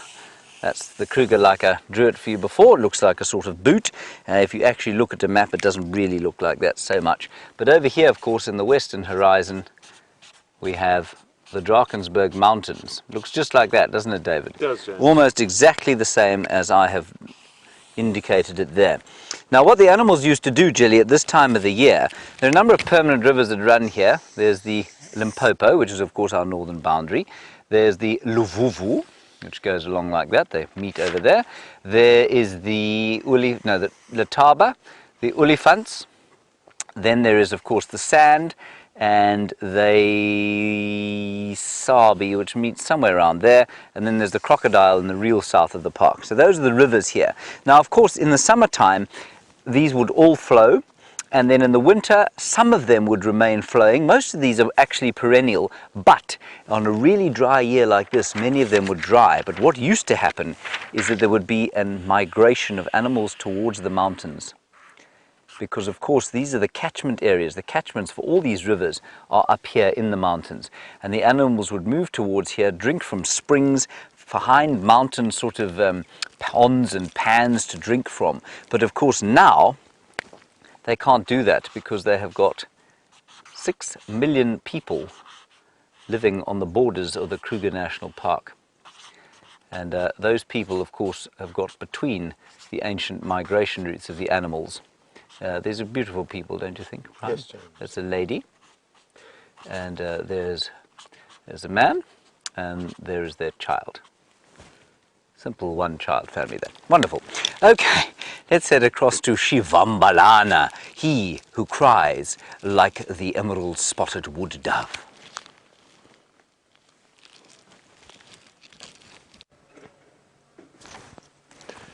So he is not crying at the moment. He's still panting away that massive berry filled with buffalo. Now, as leopard territories go, Xivambalana is probably the male we know the least about, because a lot of his territory falls outside of the Sabi Sands in the Greater Kruger. Now, to the east of us is the Kruger National Park. We're probably 300 meters away from the Kruger Park. And of course, a lot of areas in Kruger are inaccessible to tourists. Only park staff and field staff get into those areas, so they don't see a lot of vehicles in those areas. You can only see 2% of the Kruger. Oh, what good timing. It looks like he might go have a feed.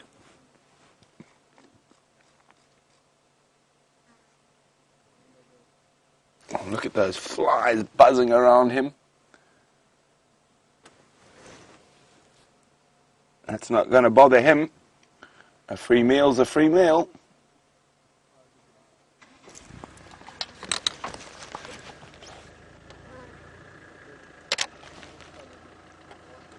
Okay, let's move around to where we can get a better view.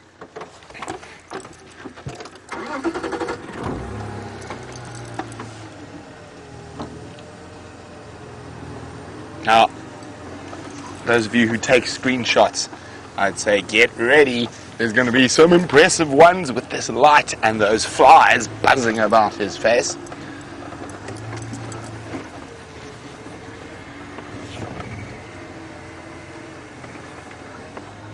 Hi, Daddy in Ontario. Daddy says she's seen maggots on these kills. Will the predators eat around them? Well, Daddy, they will actually often eat them.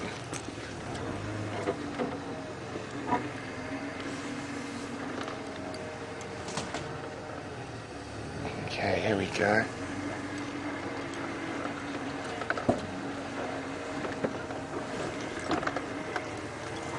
How's that for you, Brian? There we go. There's 2 stations here. Hi, everyone. And look at that. He's got his head right inside that carcass. And you can see he hasn't removed the stomach content like he probably would on a smaller carcass. But as you know, a free meal is a free meal. Lots of meat here, but it's going to start smelling, so there's a good chance that this stench of the rotting buffalo carcass is going to bring in other predators such as lions and hyenas. Oh, and we're right downwind of it. Block your nose, Brian.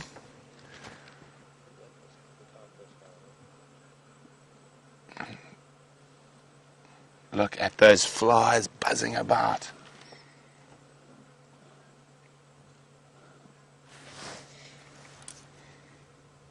So if you want to see what happens, stay tuned. We're going to go across for a quick ad break, but we will be back with this incredible male leopard.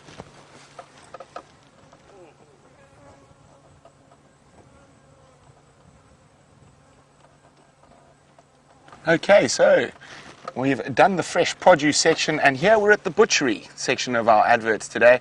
So there we go, a nice lean buffalo cut. Anyone interested, Brian?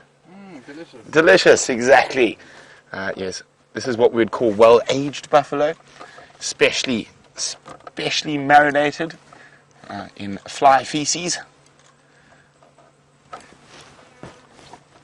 Here.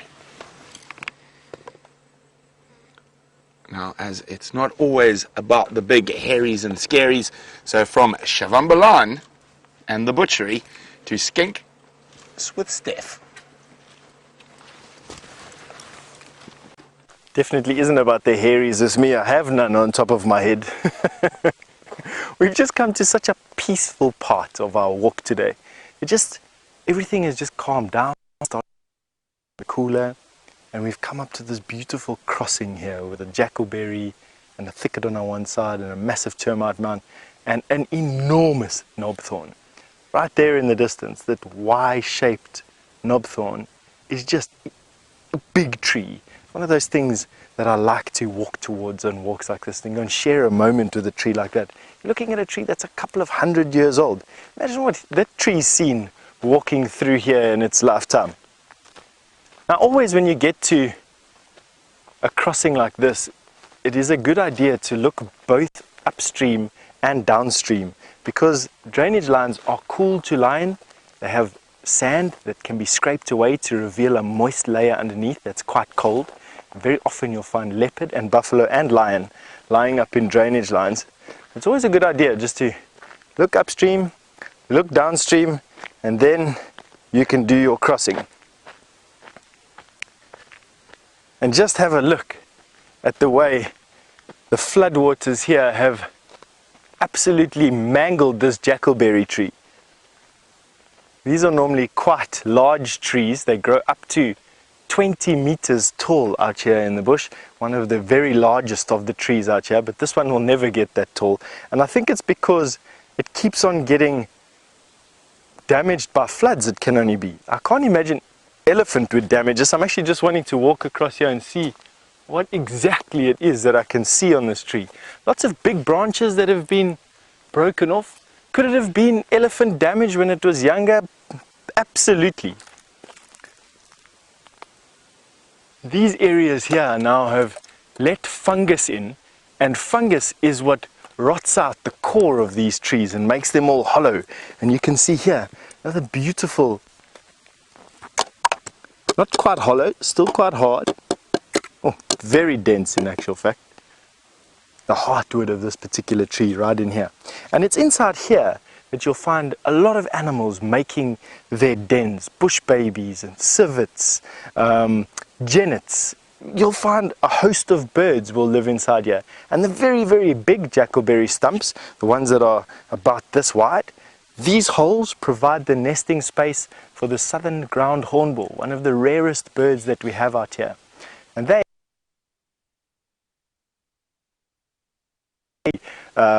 sold or traded in any particular way. It's just they're losing their habitats. These trees just don't exist anymore, not in enough numbers to sustain their population. All right, but on that, we're going to walk off to that knobthorn that is a little bit up there, and we're going to send you off to Jamie with that stinky buffalo carcass.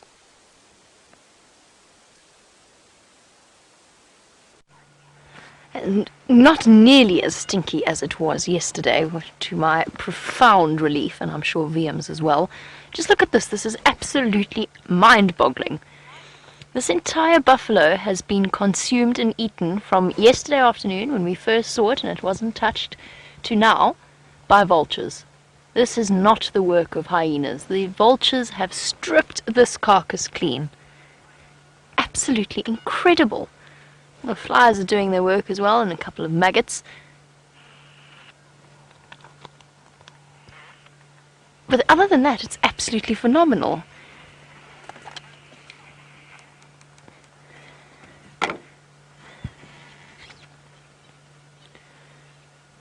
And the culprits, or not the culprits, but those vultures that have finished it all off, are sitting with enormously full bellies and crops scattered around the dead trees.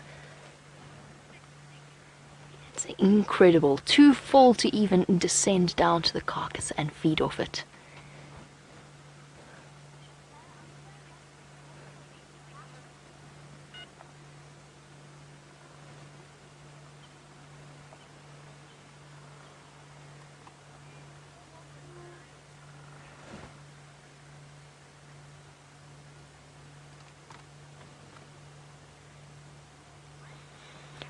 And welcome on your live safari experience here in the middle of the African bush. You've been sitting with Brent and that leopard and his drought victim buffalo. We are here a good few miles to the west of him, close to Arathusa and the Red Dam, where we've got a second dead buffalo, also a victim of this incredible drought. Very, very sad to see, but what is absolutely amazing about this scene is that although it is sad to see the animals struggling and to see them dying in the way that they are, this carcass has provided an enormous amount of food for the vultures around the area, and they are such important birds. This buffalo carcass has been picked clean by the vultures in the last 24 hours. And just a quick reminder that you are live from the African bush, So watching everything unfold in front of us, and hopefully the vultures will decide to move back down towards the carcass and come and have a snack. They're scattered around us. We had the 3 hooded vultures in front of me there. There's also a few behind me towards the dead tree over there. Those are the white-backed. There's a very strict hierarchy when it comes to vulture feeding, and I would have loved to have been here with all of the vultures flocking around and fighting with each other. Generally, the lappet-faced vultures and the white-backed, like the ones you're looking at on this tree, are the first to feed, and that's just because they're bigger and stronger than the hooded vultures we were looking at earlier. And their beaks are powerful enough to tear open the thick skin of the buffalo and then consume the chunks of meat. They're incredible. There's only about, I would say, probably in total, some of the vultures you won't be able to see, but in total there's probably only about 20 or so here, which I'm surprised by. I really thought that we would be more around here. I'm going to go towards the dam and see whether some of them might have collected there for a drink and a little bit of a wash. But from one drought victim to another, let's go back over to Cheetah Plains and Brent and his leopard and his dead buffalo.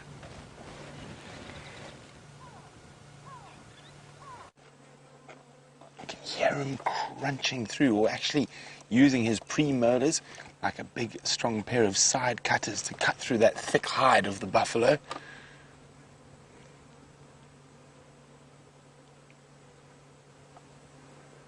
Now the flies seem to be quite upset with him. It's probably eaten about 4 million fly eggs already.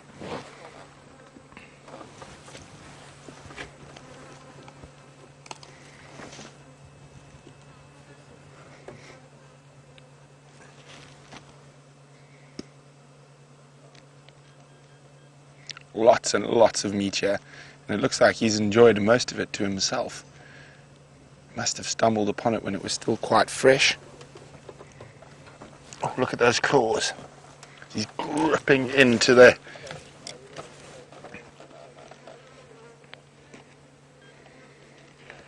Look at that, he's gripping into the carcass to keep it stable while he pulls. Now, Jen B is wondering, is this possibly the first time he's had buffalo meat? Jen, I think it's impossible for us to say. I think probably not. He might have scavenged a buffalo or two, or remains of a buffalo of 2 in his day.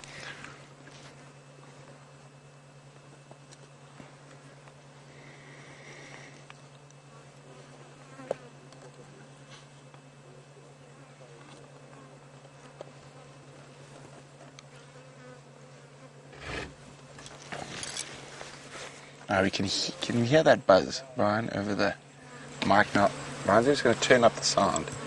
Now listen to the buzz of the flies. Sounds like a swarm of bees.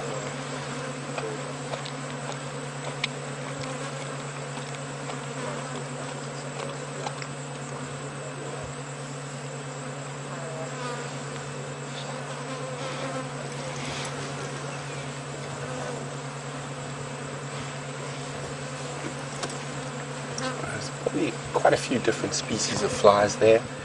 I can see blowflies, and the blue blowfly or blue bottle blowfly. I can't remember exactly, a bit rusty on my flies. But a shiny sort of metallic bluey green, and a very common fly around any large carcass out here in the bush. Is this incredible?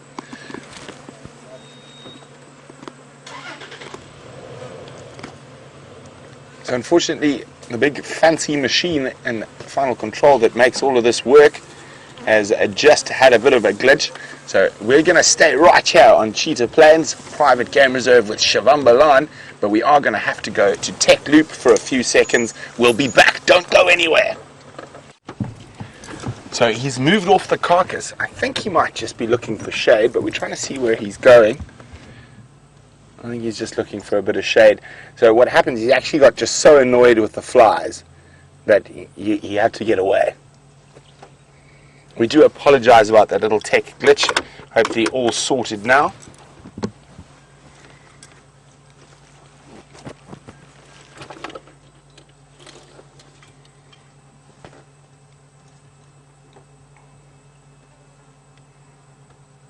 Let's go see where he's going. Maybe he might take me under all the way to the Cheetah Pan for a drink. I don't think so. I think he's going to lie down close by.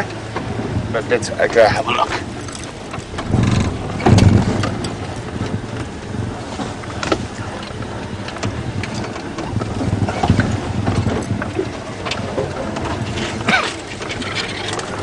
I think he's laying down already. Remember, hashtag Safari Live. If you've got any questions about this male leopard or leopards in general.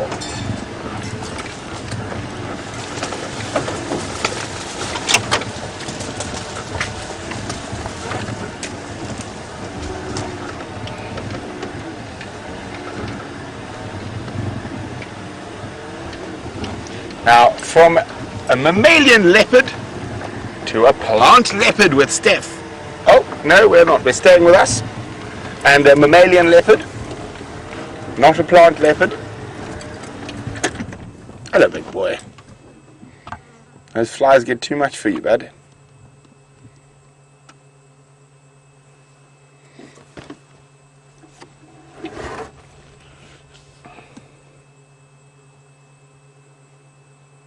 It just looked like he just had enough of all the flies. It just got too irritating for him while he was feeding. So he'll probably wait till it's dark to start feeding. The flies shouldn't be as prolific in the night.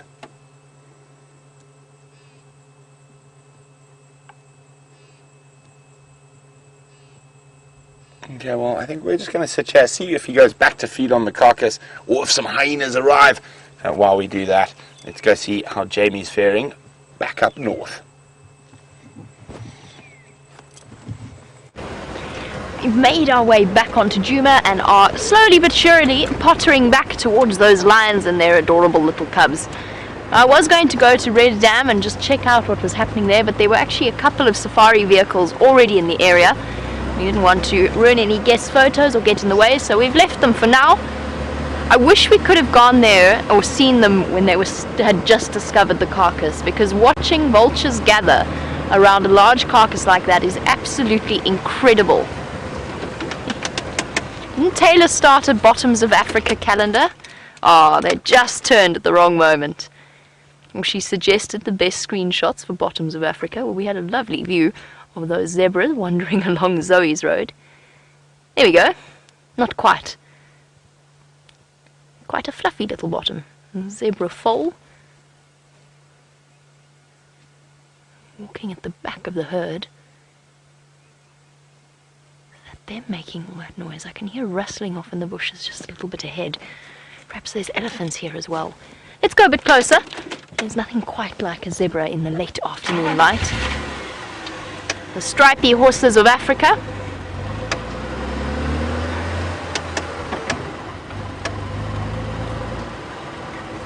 Hello, zebbies.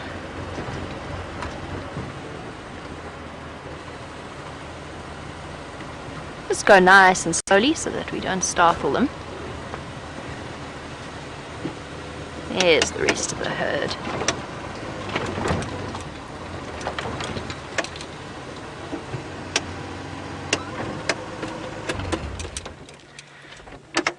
Zebra are some of the animals that actually look in relatively good condition despite the drought. And that's not necessarily because they're eating well. It's because their digestive process makes them very, very round-bellied, produces a great deal of gas, the bacteria that's breaking down the plant material. And as a result, they look healthy even though they aren't necessarily. The best way to judge the condition that a zebra is in is to have a look at the mane that runs along the back of the neck. If that starts to flop, if that starts to flop over to the side, then you know that the zebra is not in the best condition. How on earth they are managing to eke out an existence with what is remaining, I find absolutely mind-boggling. You can see this zebra snuffling around at the base of the grass shoots, looking to see whether or not there's anything edible around there. And D, yes, absolutely. As we sit and watch our bulk grazers, Yes, the baby animals will be less healthy because of the drought, or at least, let's be more specific, the baby herbivores will be less healthy due to the drought, and I think we'll probably find there's also a drop in the birth rate as well. I don't think we're going to see nearly as many little baby impala bouncing about as we would during a normal year. That's just because their mothers have to sustain themselves and they just don't have the resources to carry through a pregnancy to full term. The baby predators, on the other hand, like those adorable little lion cubs that we were with earlier and that we're going back to now, are having a field day. The predators in general are having a wonderful time. We saw it with the scavenging vultures, we've seen it with Xivambalana, and even our lions with their round bellies. For them, the drought is a time of plenty. On baking hot afternoons like this afternoon, you get an idea of just how powerful the sun truly is. It's still hot, even though we're going into evening, and unless we see some rain soon, things are going to get a little bit dire. You can see the snorting, blowing the dust away to try and find whatever nutrients they can. There's very, very little snuffling about, and giving us an amazing view of their whiskers and underneath their hooves. A magnificent animal built for an existence out in the open areas of the African plains. And as these zebra continue to feed, we're going to move off and make our way back towards the lion. The afternoon is cooling down and things are going to start happening. Stay tuned after the break to find out what happens.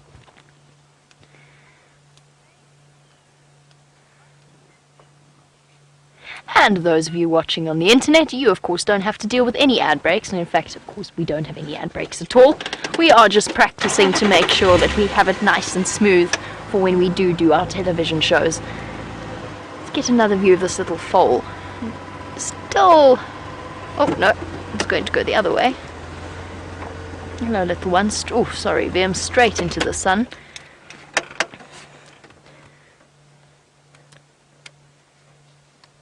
Probably a little male, I think. There you can see, still incredibly fluffy. Not quite as fluffy as a newborn zebra foal, starting to get the smoother, sleeker edge that the adults have. A slightly browner colour, I always think whenever I see zebra foals. Now completely weaned from mum, which is great for her because it means that she doesn't have to worry about sustaining a foal and lactating, as well as feeding herself. You'll probably find, I don't think the growth of these animals, just to go back to Dee's question, the growth of these animals is going to be particularly stunted by their lack of nutrition, but things are going to get very, very difficult in the future.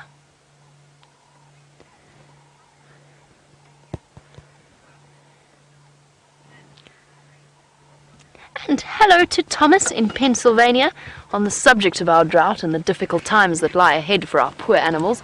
Yes, absolutely, Thomas. There is a very good chance that the drought will cause quite a few stillbirths. I think we're going to start...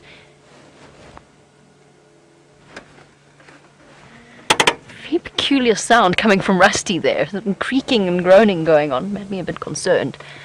We've already started to see it with 1 or 2 elephants that have had stillbirths. There was one at the beginning of the year around Torchwood, and we're probably going to see more of it in the future, which isn't a very happy thought. We just have to keep remembering that for our carnivores, it is going to be a time of plenty for them.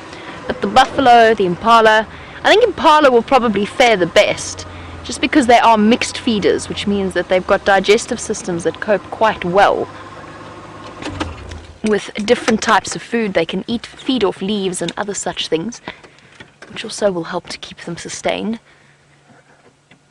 The larger animals seem to fare the worst, the bulk grazers, and particularly the buffalo.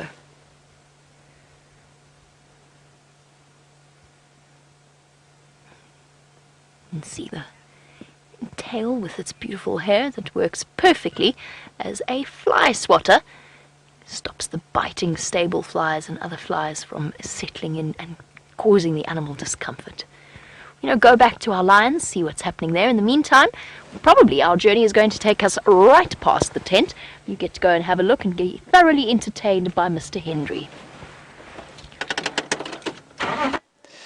There, everybody, is a striped hawk moth, just before we go back to TV.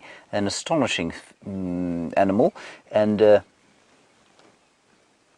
much like that buffalo that Brent was looking at, it is rotting quietly within itself and smells like something from the bowels of hell. Now I'm just going to give you a quick view in the microscope before we go back to the TV, and then I'm going to show you a quite astounding picture of a fly. There we are, everybody. There is the hawk moth, and he is an eater largely of acacia flowers. Right, we're going back to TV, everyone. I'm going to be silent for a second.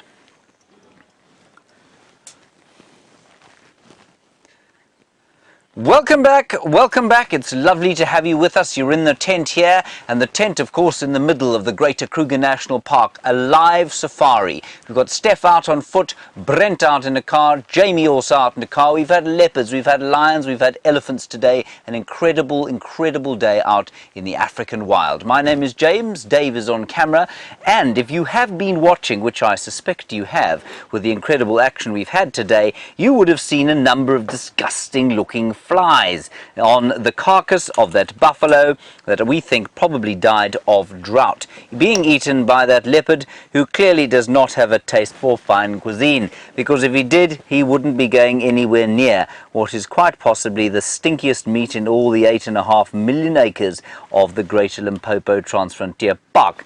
Now there, everybody, is a fly, and what I think is so amazing about a fly like this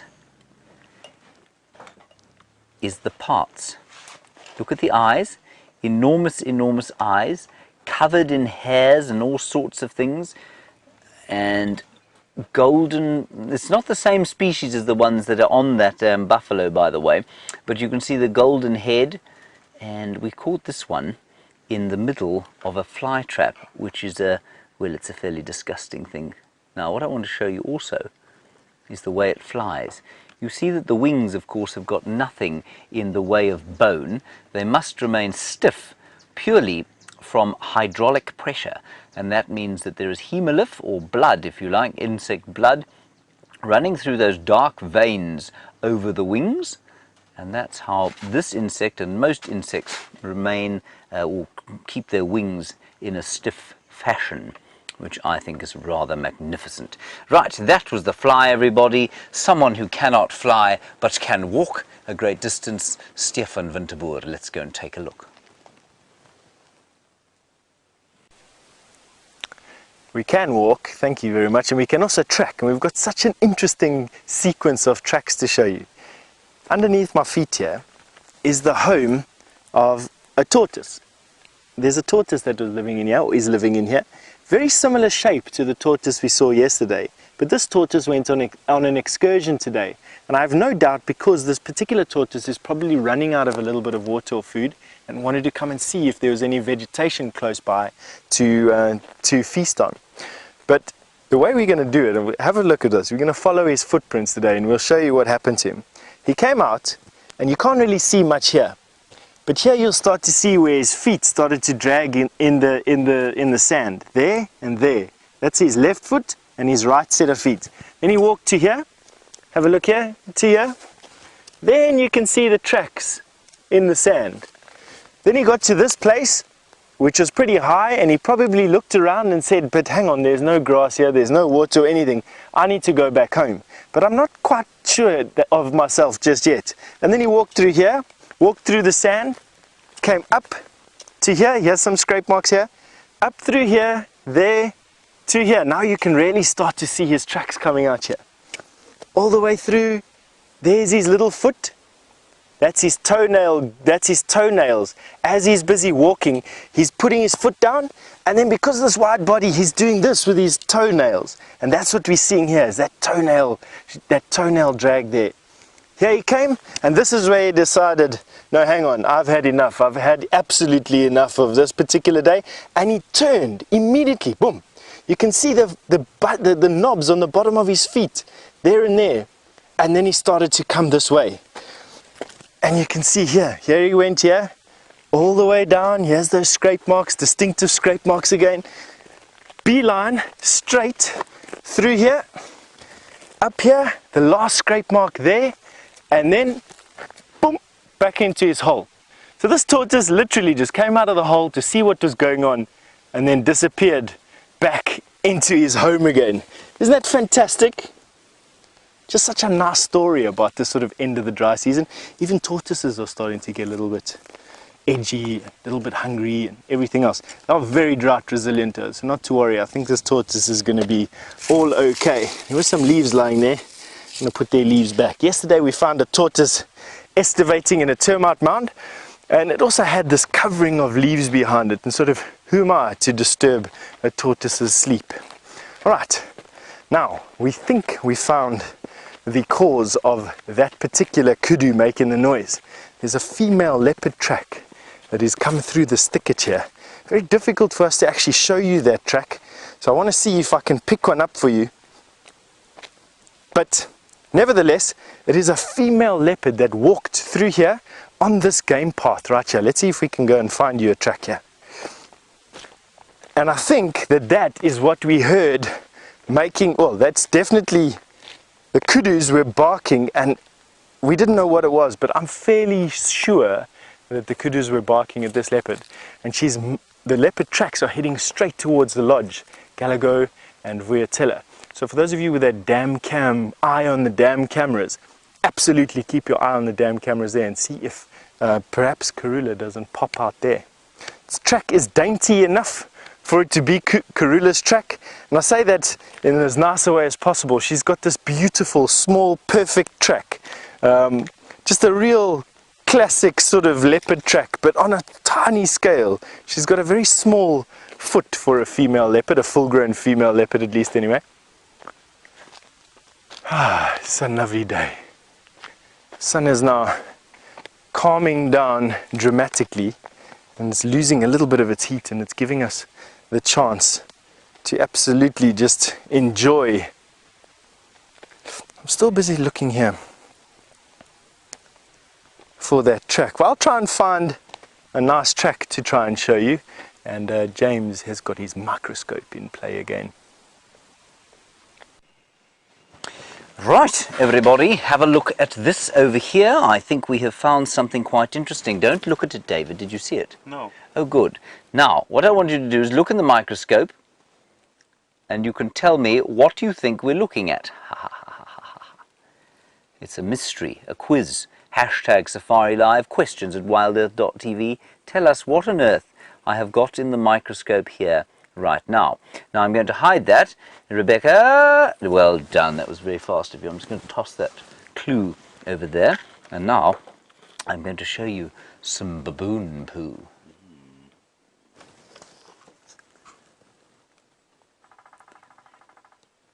There is the baboon poo, everybody.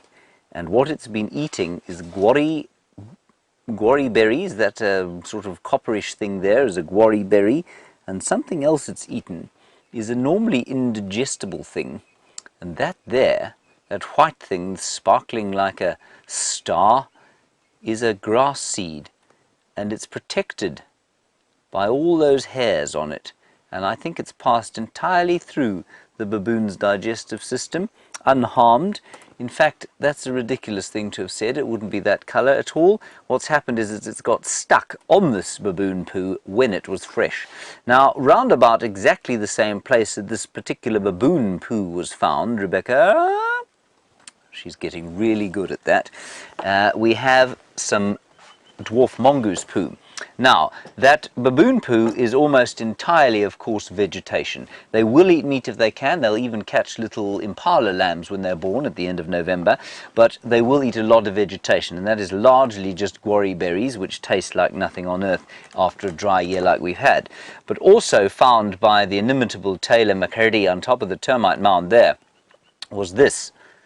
And this, everybody, is dwarf mongoose dung.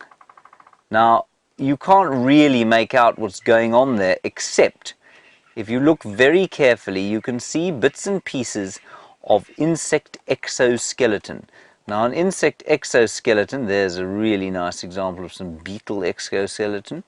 Insect exoskeleton, everybody, is made of chitin, and chitin is utterly indigestible, and this is what comes out of the digestive system of animals like these mongoose. That is there, that you can see in the bottom sort of side of your screen, bottom center, is the remnants of a claw from a scorpion. And so these little mongoose go wandering about the bushveld looking for insects and arachnids. They will eat lizards if they can find them, but insects and arachnids. And that little scorpion, unfortunately, was probably dug up out of his burrow while he was peacefully resting in the dry and cold season of winter. And now he lives in some mongoose dung. Let's go across to Brent Leo Smith. I believe he is still with Xivambalana, who is now tired of eating flies.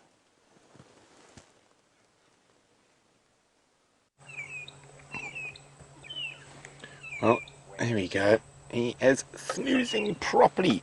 Nice patch of cool sand.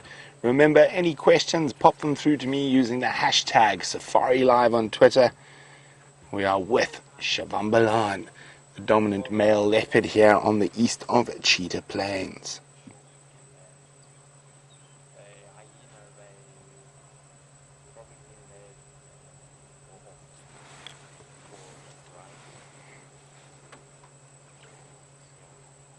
Beautiful part of the day. We're heading into magic hour. The light is getting quite spectacular. The birds are starting to make a bit more noise. We can hear some doves calling.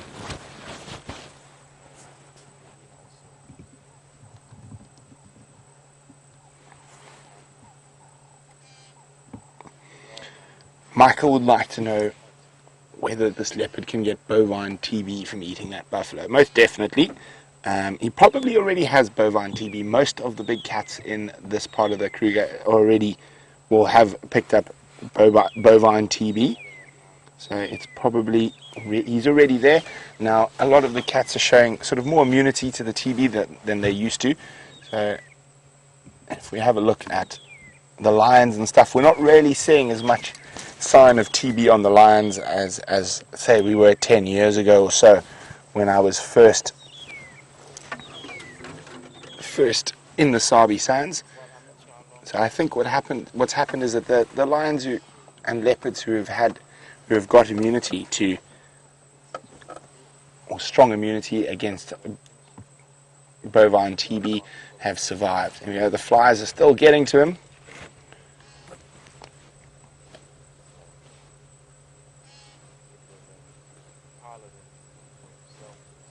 Oh, roll over. It's tough when you've got a big free meal to try to eat buffalo all by himself.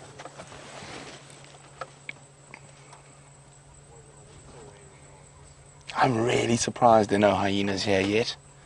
Maybe they'll arrive tonight. It's definitely going to come down here to check tomorrow morning first thing. Okay, look at that. Beautiful. You can see the 3 distinct lobes at the back.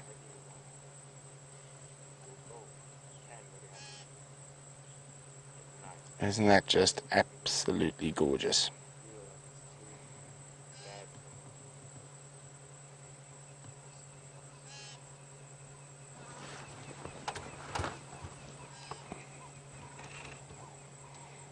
So I'm not sure if you guys can hear me, but if you can, it seems like there's a gremlin in the machine back at final control. So don't disappear. We'll be back as soon as we can reboot. So we're just going to go across to a technical difficulties loop, but don't go anywhere. We'll be back shortly.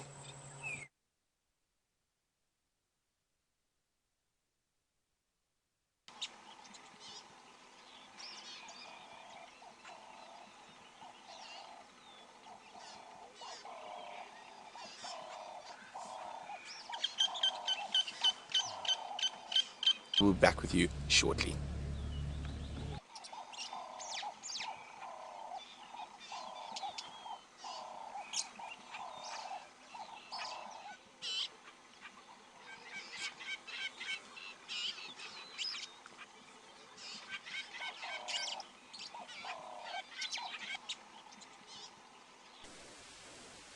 Thank you very, very much for your patience while we sort out these technical gremlins and what it takes to bring you a show all the way from the middle of the Kruger National Park and as wild places which you can get. But talking about wild things, come and have a look at this seemingly innocent patch of hair over here. This is a regurgitation from a predator, probably from a hyena, judging that this is where I'm sitting on the hyena den off of Mvubu Road. But just look at the absolutely amazing things that are inside of this particular regurgitation. That is a hoof, probably from an impala, the outer hoof of an impala, and the piece de resistance, a claw. Now that could be a baby leopard claw, it could be a baby lion claw, it could also be the sheath, the claw sheath from a predator's claw, so it's very difficult to tell exactly what that is, but that is exactly what you see when male lions cough up a hairball or cough up some of this regurgitation that they do, these undigestible shards. Sign that cubs have been eaten, and we all have watched the story of the Birmingham boys and how they killed the Styx lionesses' cubs. And this is evidence, not of that, I don't think so, could be, but I doubt it, but this is evidence of that. And I know James is just going to go absolutely crazy about this particular thing, and so we're going to pack a goodie bag for James from this. We're going to take this, we're going to take some of this, we're going to take a lot of hair, because I actually want to wrap the claw up in a bit of hair. So let's wrap the claw up in a bit of hair, just to make a nice parcel. You notice I'm not touching the hair with my fingers, I don't really want to. You don't quite know what's inside these things, you know. Here's another hoof, that's from a steenbok or a duiker, much smaller than the impala's one. Have a look there. That can also go in there, some of this bone. And I know that it's not coming out of the, oh look at this. Oh no, that's just a tamboti leaf. I know that it's a regurgitation because if it had passed through the lion's digestive tract, the edges of this bone would be blunt. The digestive juices of a hyena and lion and leopard are very, very, very strong and wouldn't have left those sharp edges. Let's see what we have here. If you find little teeth, it's also another sign of lion patricide or infanticide. What is that? Oh, there's just too much going on here, I tell you. There's a lot of little things inside here. Alright, and on that note, and while I finish digging around in my lion vomit, basically, I send you over to Jamie with an update. Timing couldn't be more perfect. We just need to pull over to let one of the other vehicles come through. How's it been and how are you? Good, thank you. No problem. You enjoy it? Okay, thank you.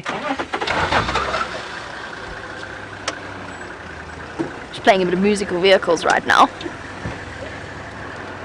We're just about to get back to where the lions are. Actually, before we do, I'd like to show you something quite disgusting, but also quite impressive at the same time. We'll get to them in 1 second. Just have a look at this. This is lion scat, and that all came from one individual. That came from Amber Eyes in one go. And that pile of lion scat is probably roughly the size of one of those smaller cubs. It's incredible. Now that is definitely not something you want to touch with your bare hands. Truly revolting. I know you were looking at baboon feces under the microscope with James. Lion feces, lion scat, to be more correct, is definitely a very, very unpleasant and very smelly. Oh, hello. Look at this. Hello. Are you curious? Where are you going, little thing? Oh, but they are so cute. They really, truly are. Little one got curious there and decided to come and have a look at what we were doing. We're looking at your aunt's scat, is what we're doing. And now you've settled yourself right there. And we definitely can't go around them. Okay, let's figure this out. Aren't they gorgeous? Little teddy bear lion cubs. That's one of the older ones over there. I'm not sure if it's a middle one or one of the oldest three. We've got 3 different sets of cubs. The oldest, there's 3 of them, and there's 2 middle ones. And then there are 3 little ones. So while we do some shuffling around and repositioning, let's go and have a look at what's coming down to the waterhole to have a drink. Well, first of all, of course, we have the sunset, and that is viewed by the inimitable David. Well done, David Eastaugh. Very odd name, that. And he's just filming the sunset. Now, bathing in the golden light of the sun, of course, is the... Rebecca, that was brilliant. Is the Nyala being filmed there by the dam cam. And you can see Ronald there. Now, have a look at Ronald's view. There, Ronald is looking at the Nyala from his Ronald's eye view, which is basically about half a foot off the ground, and just a wonderful view there of a drinking Nyala. We don't get this close to these animals, of course, in the vehicles. That's a fairly unflattering angle, I'd say, wouldn't you, David? Yes, sure. Yes, very unflattering angle indeed. Ronald needs to do better next time. A ring-necked dove, of course, there flying around, also having a bit of a drink on what has been a very pleasantly warm afternoon. It hasn't been too hot at all, and I just think that this is... Ronald hasn't moved at all. I think, though, they keep getting a whiff every so often of human on the end of that rover, a Russian human, of course. It smells like Alex, no doubt, in much the same way that I keep getting a whiff of that hawk moth. Alex, of course, to human beings smells very good. To Nyalas, deeply offensive. And so now she's just moving away from the smell of Russia. If you don't know what I'm talking about, Alex, of course, is our technical genius, and he is Russian. Let's head back to the lion cubs while we wait to see what else comes to have a drink.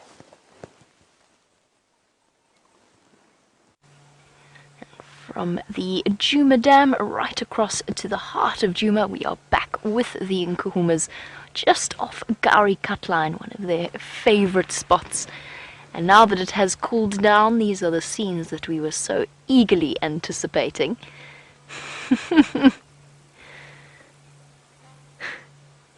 The cubs have become far more playful, keeping each other thoroughly entertained and practicing all of those important techniques that they will need one day when they're big, strong and scary. They're not quite big, strong and scary just yet. Oh, that's got thorns on it, doesn't it? Oh, no, it doesn't. Okay, good. That'll make a good chew toy then. The world is their playground, and is filled with all kinds of exciting things to be explored. Or leaned against. I hope you're getting some amazing screenshots.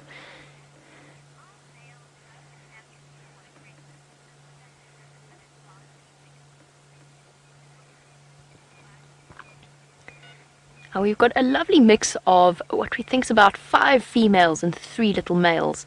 And Michael, yes, male lion cubs do tend to be a little bit more aggressive. They all play with each other in the same way, but you are right, at kills, the male lion cubs tend to be a bit more boisterous than their sisters, and the size difference starts, it's not apparent yet, it will start to become a little bit clearer in the next few months, the difference between the males and the females, and then it will give them an advantage when it comes to the kills. Now, a lion is a very, very social creature, but when it comes to meal times, everybody has to fight for their spots, and that includes... What are you doing? I'm stalking. I'm a predator.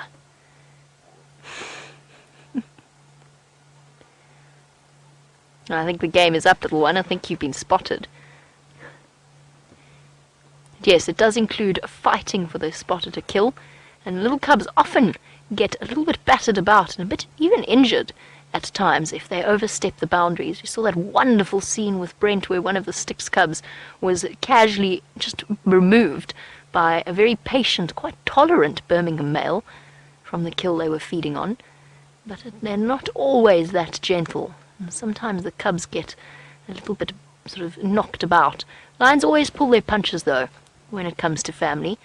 So they don't ever really get seriously injured.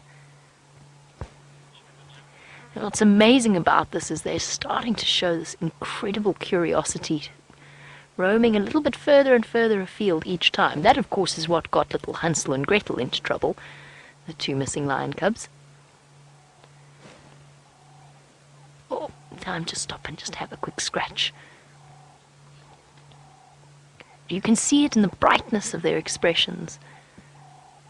Sort of burning, powerful curiosity about the world around them. What's there? I think that's one of the little middle ones, stalking its sibling.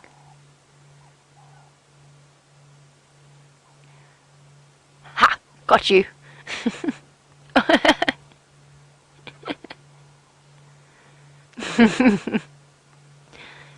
Pinned.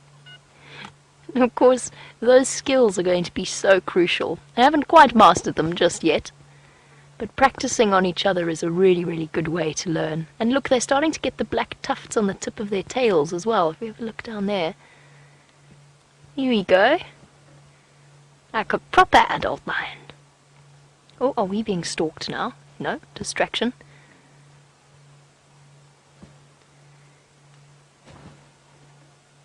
What's there? Now don't you start scratching. The last thing we need. Our other set of lion cubs, the Styx lion cubs, are terribly infected with a demodactic mange, which is making them incredibly restless and itchy. So far, though, great news, because of course the Styx and the Nkuhumas associate with the same males, so there is a chance of it being spread. I'm really hoping that that doesn't happen. Couple of dirty patches there, but I think that's just a little bit of dirt and a little bit of rubbing. And as the evening starts to cool down, it is a beautiful afternoon. Let's go and have a look at Brent's lovely view of the setting sun.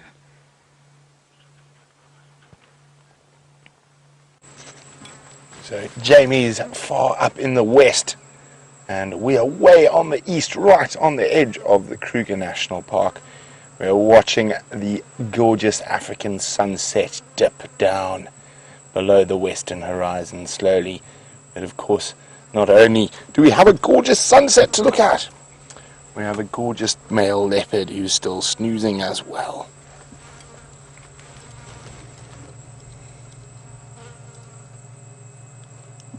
Now, I was hoping as it gets cooler he might get up and start feeding on that carcass again, but I think he might be snoozing for the next little while, letting that meat digest.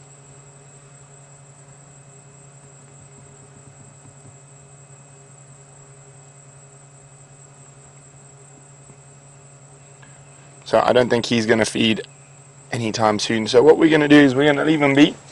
What I am hoping is possibly that male lion who was looking a bit hungry that we saw at the beginning of the safari might be up and on the move. And let's leave Mr. Xivambalana sleeping. We're going to definitely come back here tomorrow to see if he's still got that buffalo carcass to himself. But in the meantime, from one sunset to the same sunset from a different spot with Steph. It's amazing how you can jump from one pretty sunset in one part of the reserve to another pretty sunset, well, the same pretty sunset, but from another location. Let's look at that, through this Tamboti thicket, across this drainage line where we've been sitting for the last couple of minutes. We've got an answer to the riddle about what leopard track we think we're following, and I think it's young Sindile's leopard track. At first, we thought it was a female's track. It was very small, only that big.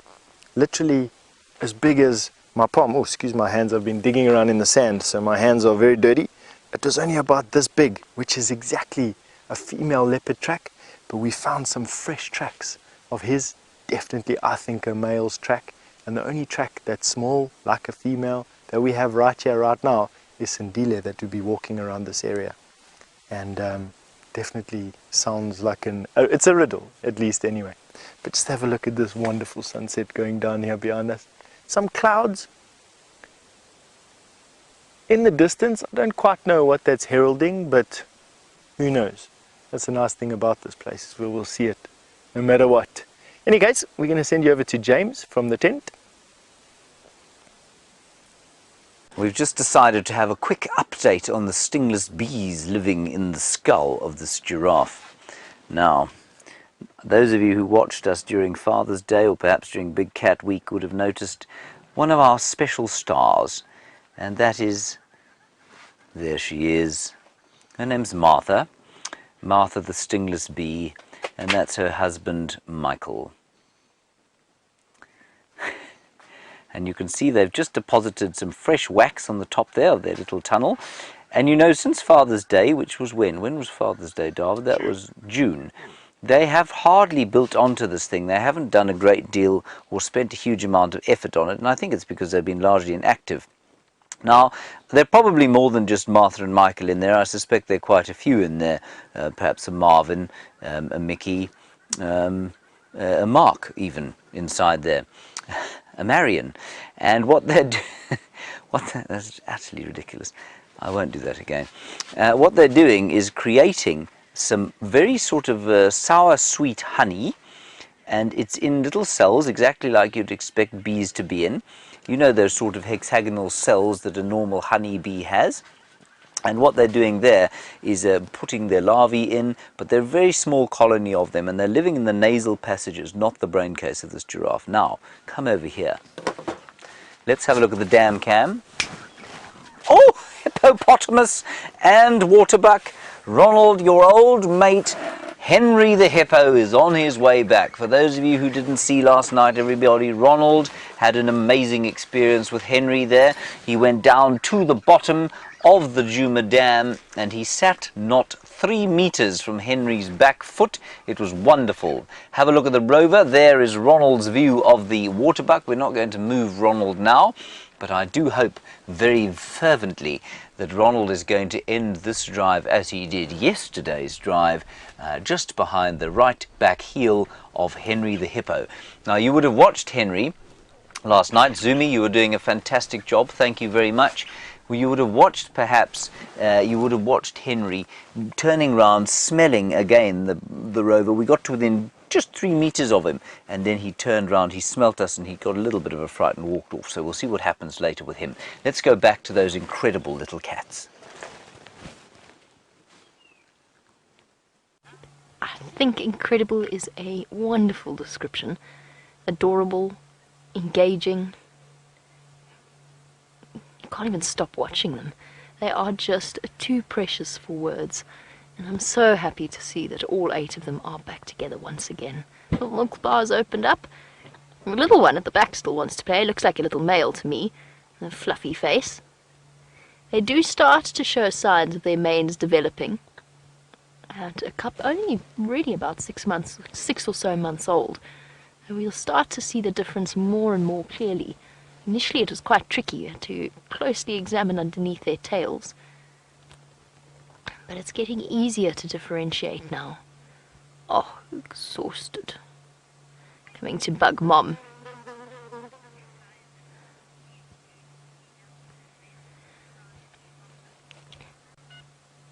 Said I think we have a 5-3 split with 5 males and more females. 5 females and 3 males. Goodness gracious. And Brian in Toronto, I'm actually not sure. I think it is a 50-50 balance. So Brian wants to know if there's a skew in favour of one of either sex, whether there's more females born or more males. It would make the most sense to have more females than males born. But that being said, I've seen random combinations of gender divides or gender numbers in lots of different lion prides. So my suspicion is that it's 50-50 in terms of births, but I'm not 100% sure on that. I'm not 100% that is in fact the case. I think it is, though. I think for the most part it is entirely random, and you've got a 50% chance of either getting a boy or a girl. And for our 3 little boys that the Nkuhumas have, unless Amber Eyes and the young female also have cubs, the fact that there's 3 of them is a really, really good start to their life. And it bodes well for them when they reach the age that they are fully mature, at around 3 or so years old, depending on the circumstances and when they decide to leave the pride, or when they are kicked out of the pride. Having buddies, having brothers or cousins to form a coalition with is a really, really solid start to a young lion's life. Junior, of course, who is the Nkuhuma's previous young male, he didn't have anyone when he set out on his own. He moved all the way through Kruger and he's covered enormous distances. It since seems that he has formed a connection with another young male, which is what young male lions do. They will bond together even if that male is not related to them, because it just makes them so much safer. It's easier to hunt, it's much, much easier to topple some reigning males, some territorial males, and establish their own territory. So our little Nkuhumas, I'm very, very glad that there are 3 little males and not just 1. But, that being said, I'm really looking forward to the days where we sit with the Nkuhumas, a much strengthened force, in a year's time when we see 13 lions wandering down the road. Hopefully, all of their cubs will survive to that age. Just imagine it. I think everybody's settled down a little bit still. Still not quite finished their afternoon snoozes. Let's go back across to the dam and see whether or not that hippo has decided to pop out. Wonderful stuff going down here, everybody. Try and shrink yourself down to the size of an ant. Hop on the back of Ronald and take a look at this. There he goes. Now you're going to just turn him towards where Henry's coming and then stop him and see if we don't get another great view of Henry's muzzle. Spectacular muzzle that a hippopotamus has, possibly the top muzzle in the world. And there you can maybe, is that the top of Henry making his way up? I think it is. Let's just go to the edge of the water here. I just want to get here and stop before he breaks cover. There you can see exactly where he is. Right, I'm going to stop right there. That is awesome. Henry seems to be slightly suspicious. He's looking out of his left eye there, slightly suspiciously, and turning his ears towards Ronald. Now, if you go back to Ronald's view, what you will see, Rebecca, you're on fire today. What you will see is that Ronald actually can just see the top of Henry's back, and therefore I do not believe that Henry is able to see Ronald. So we're going to sneak a little bit forward to the edge of the water here, and there we're going to wait and see if Henry don't pop up over the top. Let's have another look at the dam cam. There we go.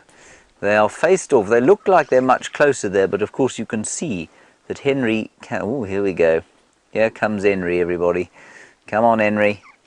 Don't be afraid. Walk up that green grass. That's it. 1 foot in front of the other. I know it's a trying drought time, Henry. Let's just turn Ronald slightly so it'll face Henry as Henry perhaps steps over the top. Okay, here we go. This is going to be awesome. I can't see him yet on Ronald's view, everybody. I am watching Ronald's view, and we will cut straight to Henry as soon as Ronald gets sight of him. They are now facing each other off almost inadvertently from about 3 meters. Henry is a deeply suspicious hippopotamus. You can see there he really is quite suspicious as to what's going on. He knows something's amiss. He can't tell quite what it is. His left nostril seems to be flaring slightly, perhaps at the scent of Russian aftershave that Ronald wears. And that grass, of course, has been cropped short by him while we wait for him to make his next move. I'm not going to move Ronald. I'm going to just let Ronald sit right exactly where he is. But that grass there has been cropped short by Henry, and one of the reasons that he lives around here is not only for the water, of course. It's so... Ooh, here we go. This is so cool. He looks like... There he is. Hello, Henry. It's Ronald here. Yes, lovely to see you again. Did you have a good day? Don't go away. I've waited here some time for you. Henry, Where are you going? There we are. I just think this is absolutely spectacular.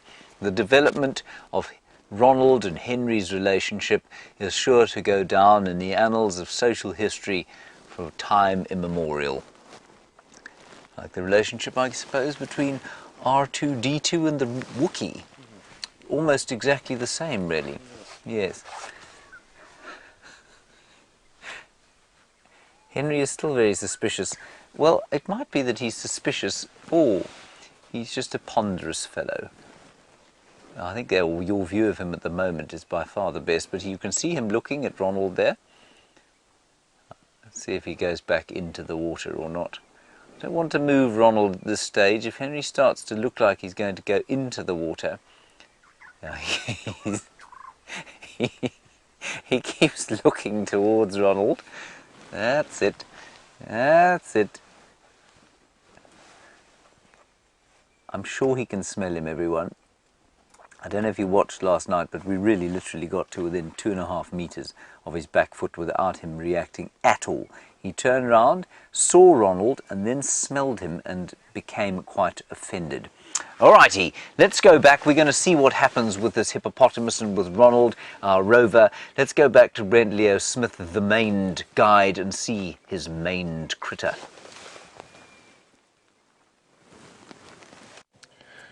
This is a different male lion. It's not the one we saw at the beginning of the safari, but he is heading slowly towards where that other male was. And it looks like he might be tracking the females from a scent. Now, I just saw his tracks on the road, and then literally we drove another 100 meters, and there he was walking parallel to us. I'm going to try to stick with him.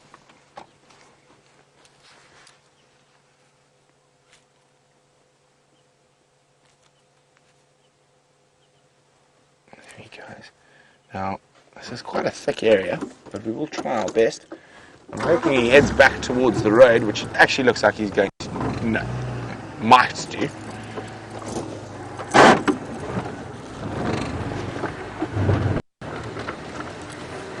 So that other male lion we saw in the beginning of the safari is probably about 1.5 kilometers due west, and he's heading straight for that area. But I wonder if the Styx lionesses are also around. Okay, so while we keep up with this boy off the road, let's go see what Steph's up to on foot. We have got a dove track to show you. Very exciting. Dove tracks are actually quite difficult to identify, but the easiest way to tell a dove track from another bird is you draw a line from the front of the toe to the back of the toe. So they've got 1, 2, 3 toes with a back toe, 4 toes in total. You go to the middle toe and you draw a line, and you'll see that it'll make a curve to the next toe, to the next toe, to the next toe, and it'll make this very sinewy line. And here we go, there, and there, and there, and there, and here, and there we track this dove into the bush. But when you have a look at the line you've drawn, you can see that it makes the sinewy S-like bend. And that is typical of the doves. Only the dove's track does that. And this would probably be a Cape turtle dove. It's the most common dove that we find out here on the floor anyway, and it's not as small as the emerald spotted dove. Alright, and that is Tracks 101 by Stefan, and it also is my closing sequence for tonight. So I just want to say thank you very much for today from myself and Jandre, and we are going to be making our way back home, and you're off to Jamie and those beautiful cubs.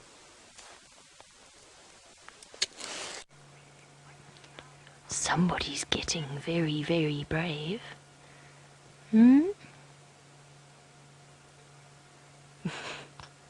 That picture of abject innocence. They've got the most amazing facial expression. Little one, this is one of our smallest ones, at the top of their heads, and still visible on their bellies as well. You being very brave.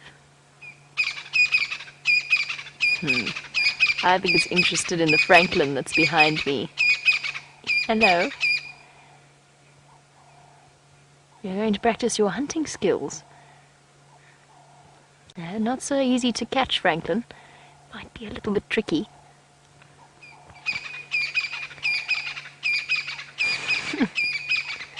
Another little one coming to investigate. The 3 youngest ones are very brave. And very curious. Where are you off to? Don't go too far. That one just fell over. Oh, they're so thoroughly entertaining. They haven't quite got the coordination down just yet. This is very intimidating them. We're being stalked by lots of very small cats.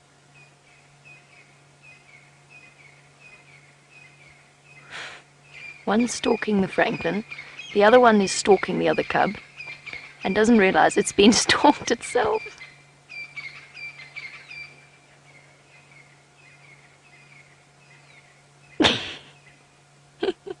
That was the most tentative capture ever.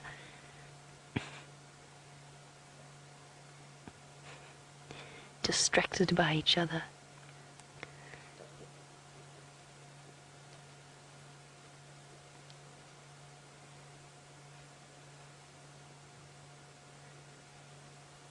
Absolutely magical. Could sit and watch them all.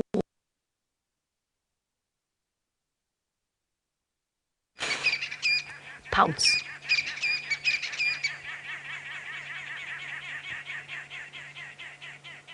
Listening to the Franklins and the babblers.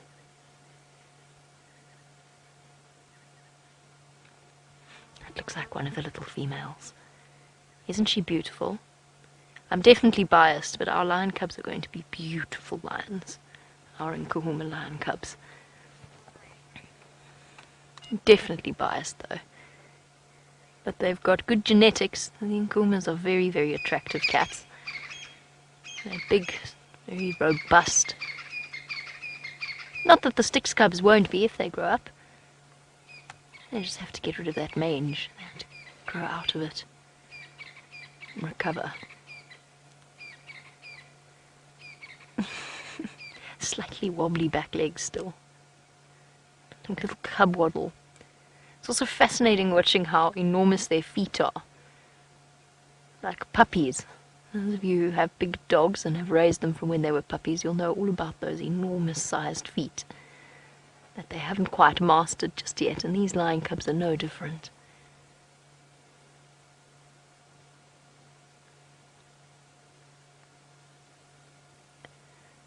Oh, gonna stalk the other cub.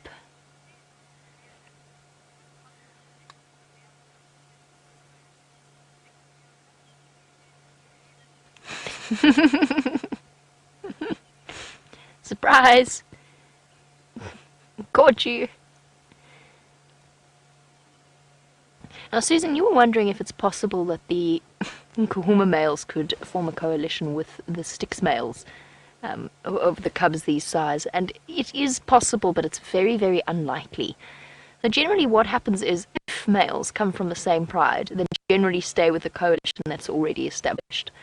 There are really unusual circumstances where established coalitions have allowed an unrelated member into their fold, but it's very, very unusual. It's only really in artificial situations that might occur if the lions were in a slightly smaller area. But out here, it's unlikely. It's possible, but very, very unlikely. I'm not sure how many Styx cubs are male. I actually don't know that. They do, of course, share fathers. So they will be related in some way. Lion pride.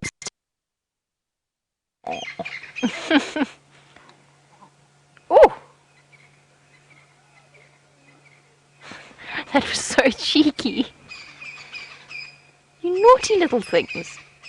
Poor mom just wants to have a rest, and when she snarled at that cub, the cub went and nipped her on the lip. I have all the time in the world for the Nkuhuma females. They're such tolerant parents. If you'd done that to Amber Eyes, little cub, you might have had a bit of a different response.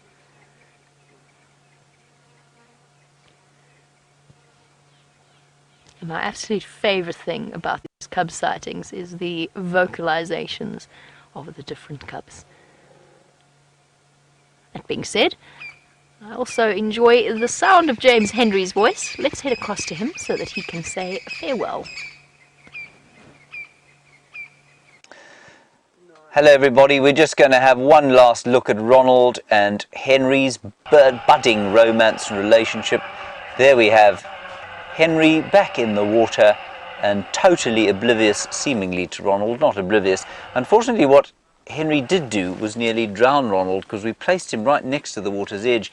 But of course, because Henry is such a very fat fellow, he managed to create quite a lot of waves. But there the two of them are at the end of the evening.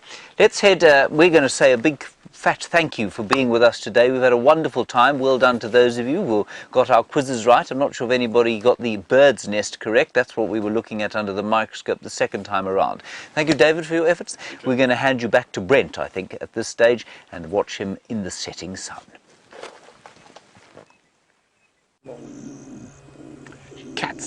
Cats everywhere today. So as I said, it looked like that male lion was following the scent of the females. We've come to where we had that male at the beginning of the safari, and we've got the females and cubs.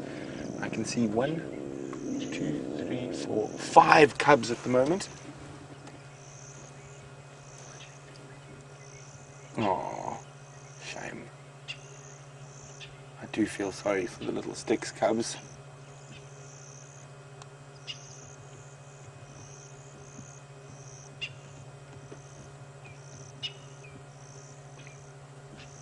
So apart from the mange, they don't look particularly unhealthy. And of course that mange will make a difference. It can affect health. But the lionesses still look quite healthy. And they're definitely thirsty, those little guys. Only 5. It's not to say that others aren't around. We might not just be able to see them from where we're sitting.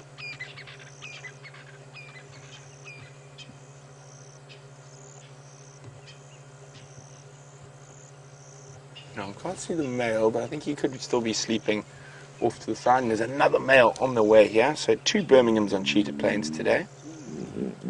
Oh, Mom's had enough.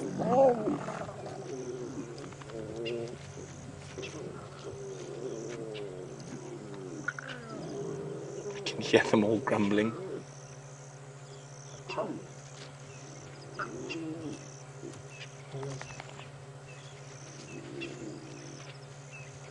I love it when lionesses walk like that with that tail flicking about. Oh, stretch. Now, they're probably about to head out on the hunt. No, gonna have a snooze in the dry water hole. They are looking quite hungry, so I'm pretty sure they're gonna hunt tonight.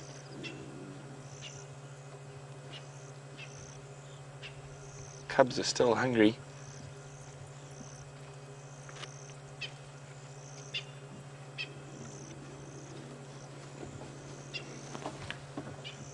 Well, we've only got a few minutes left. I wonder if that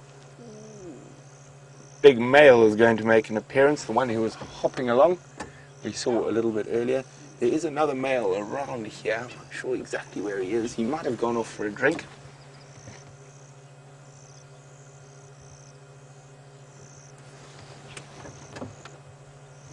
Checking behind me. Nope, no sign of him. But we've had a busy cat day this Sunday. Nkuhumas and cubs. Xivambalana and a buffalo. Styx cubs and Birmingham boys.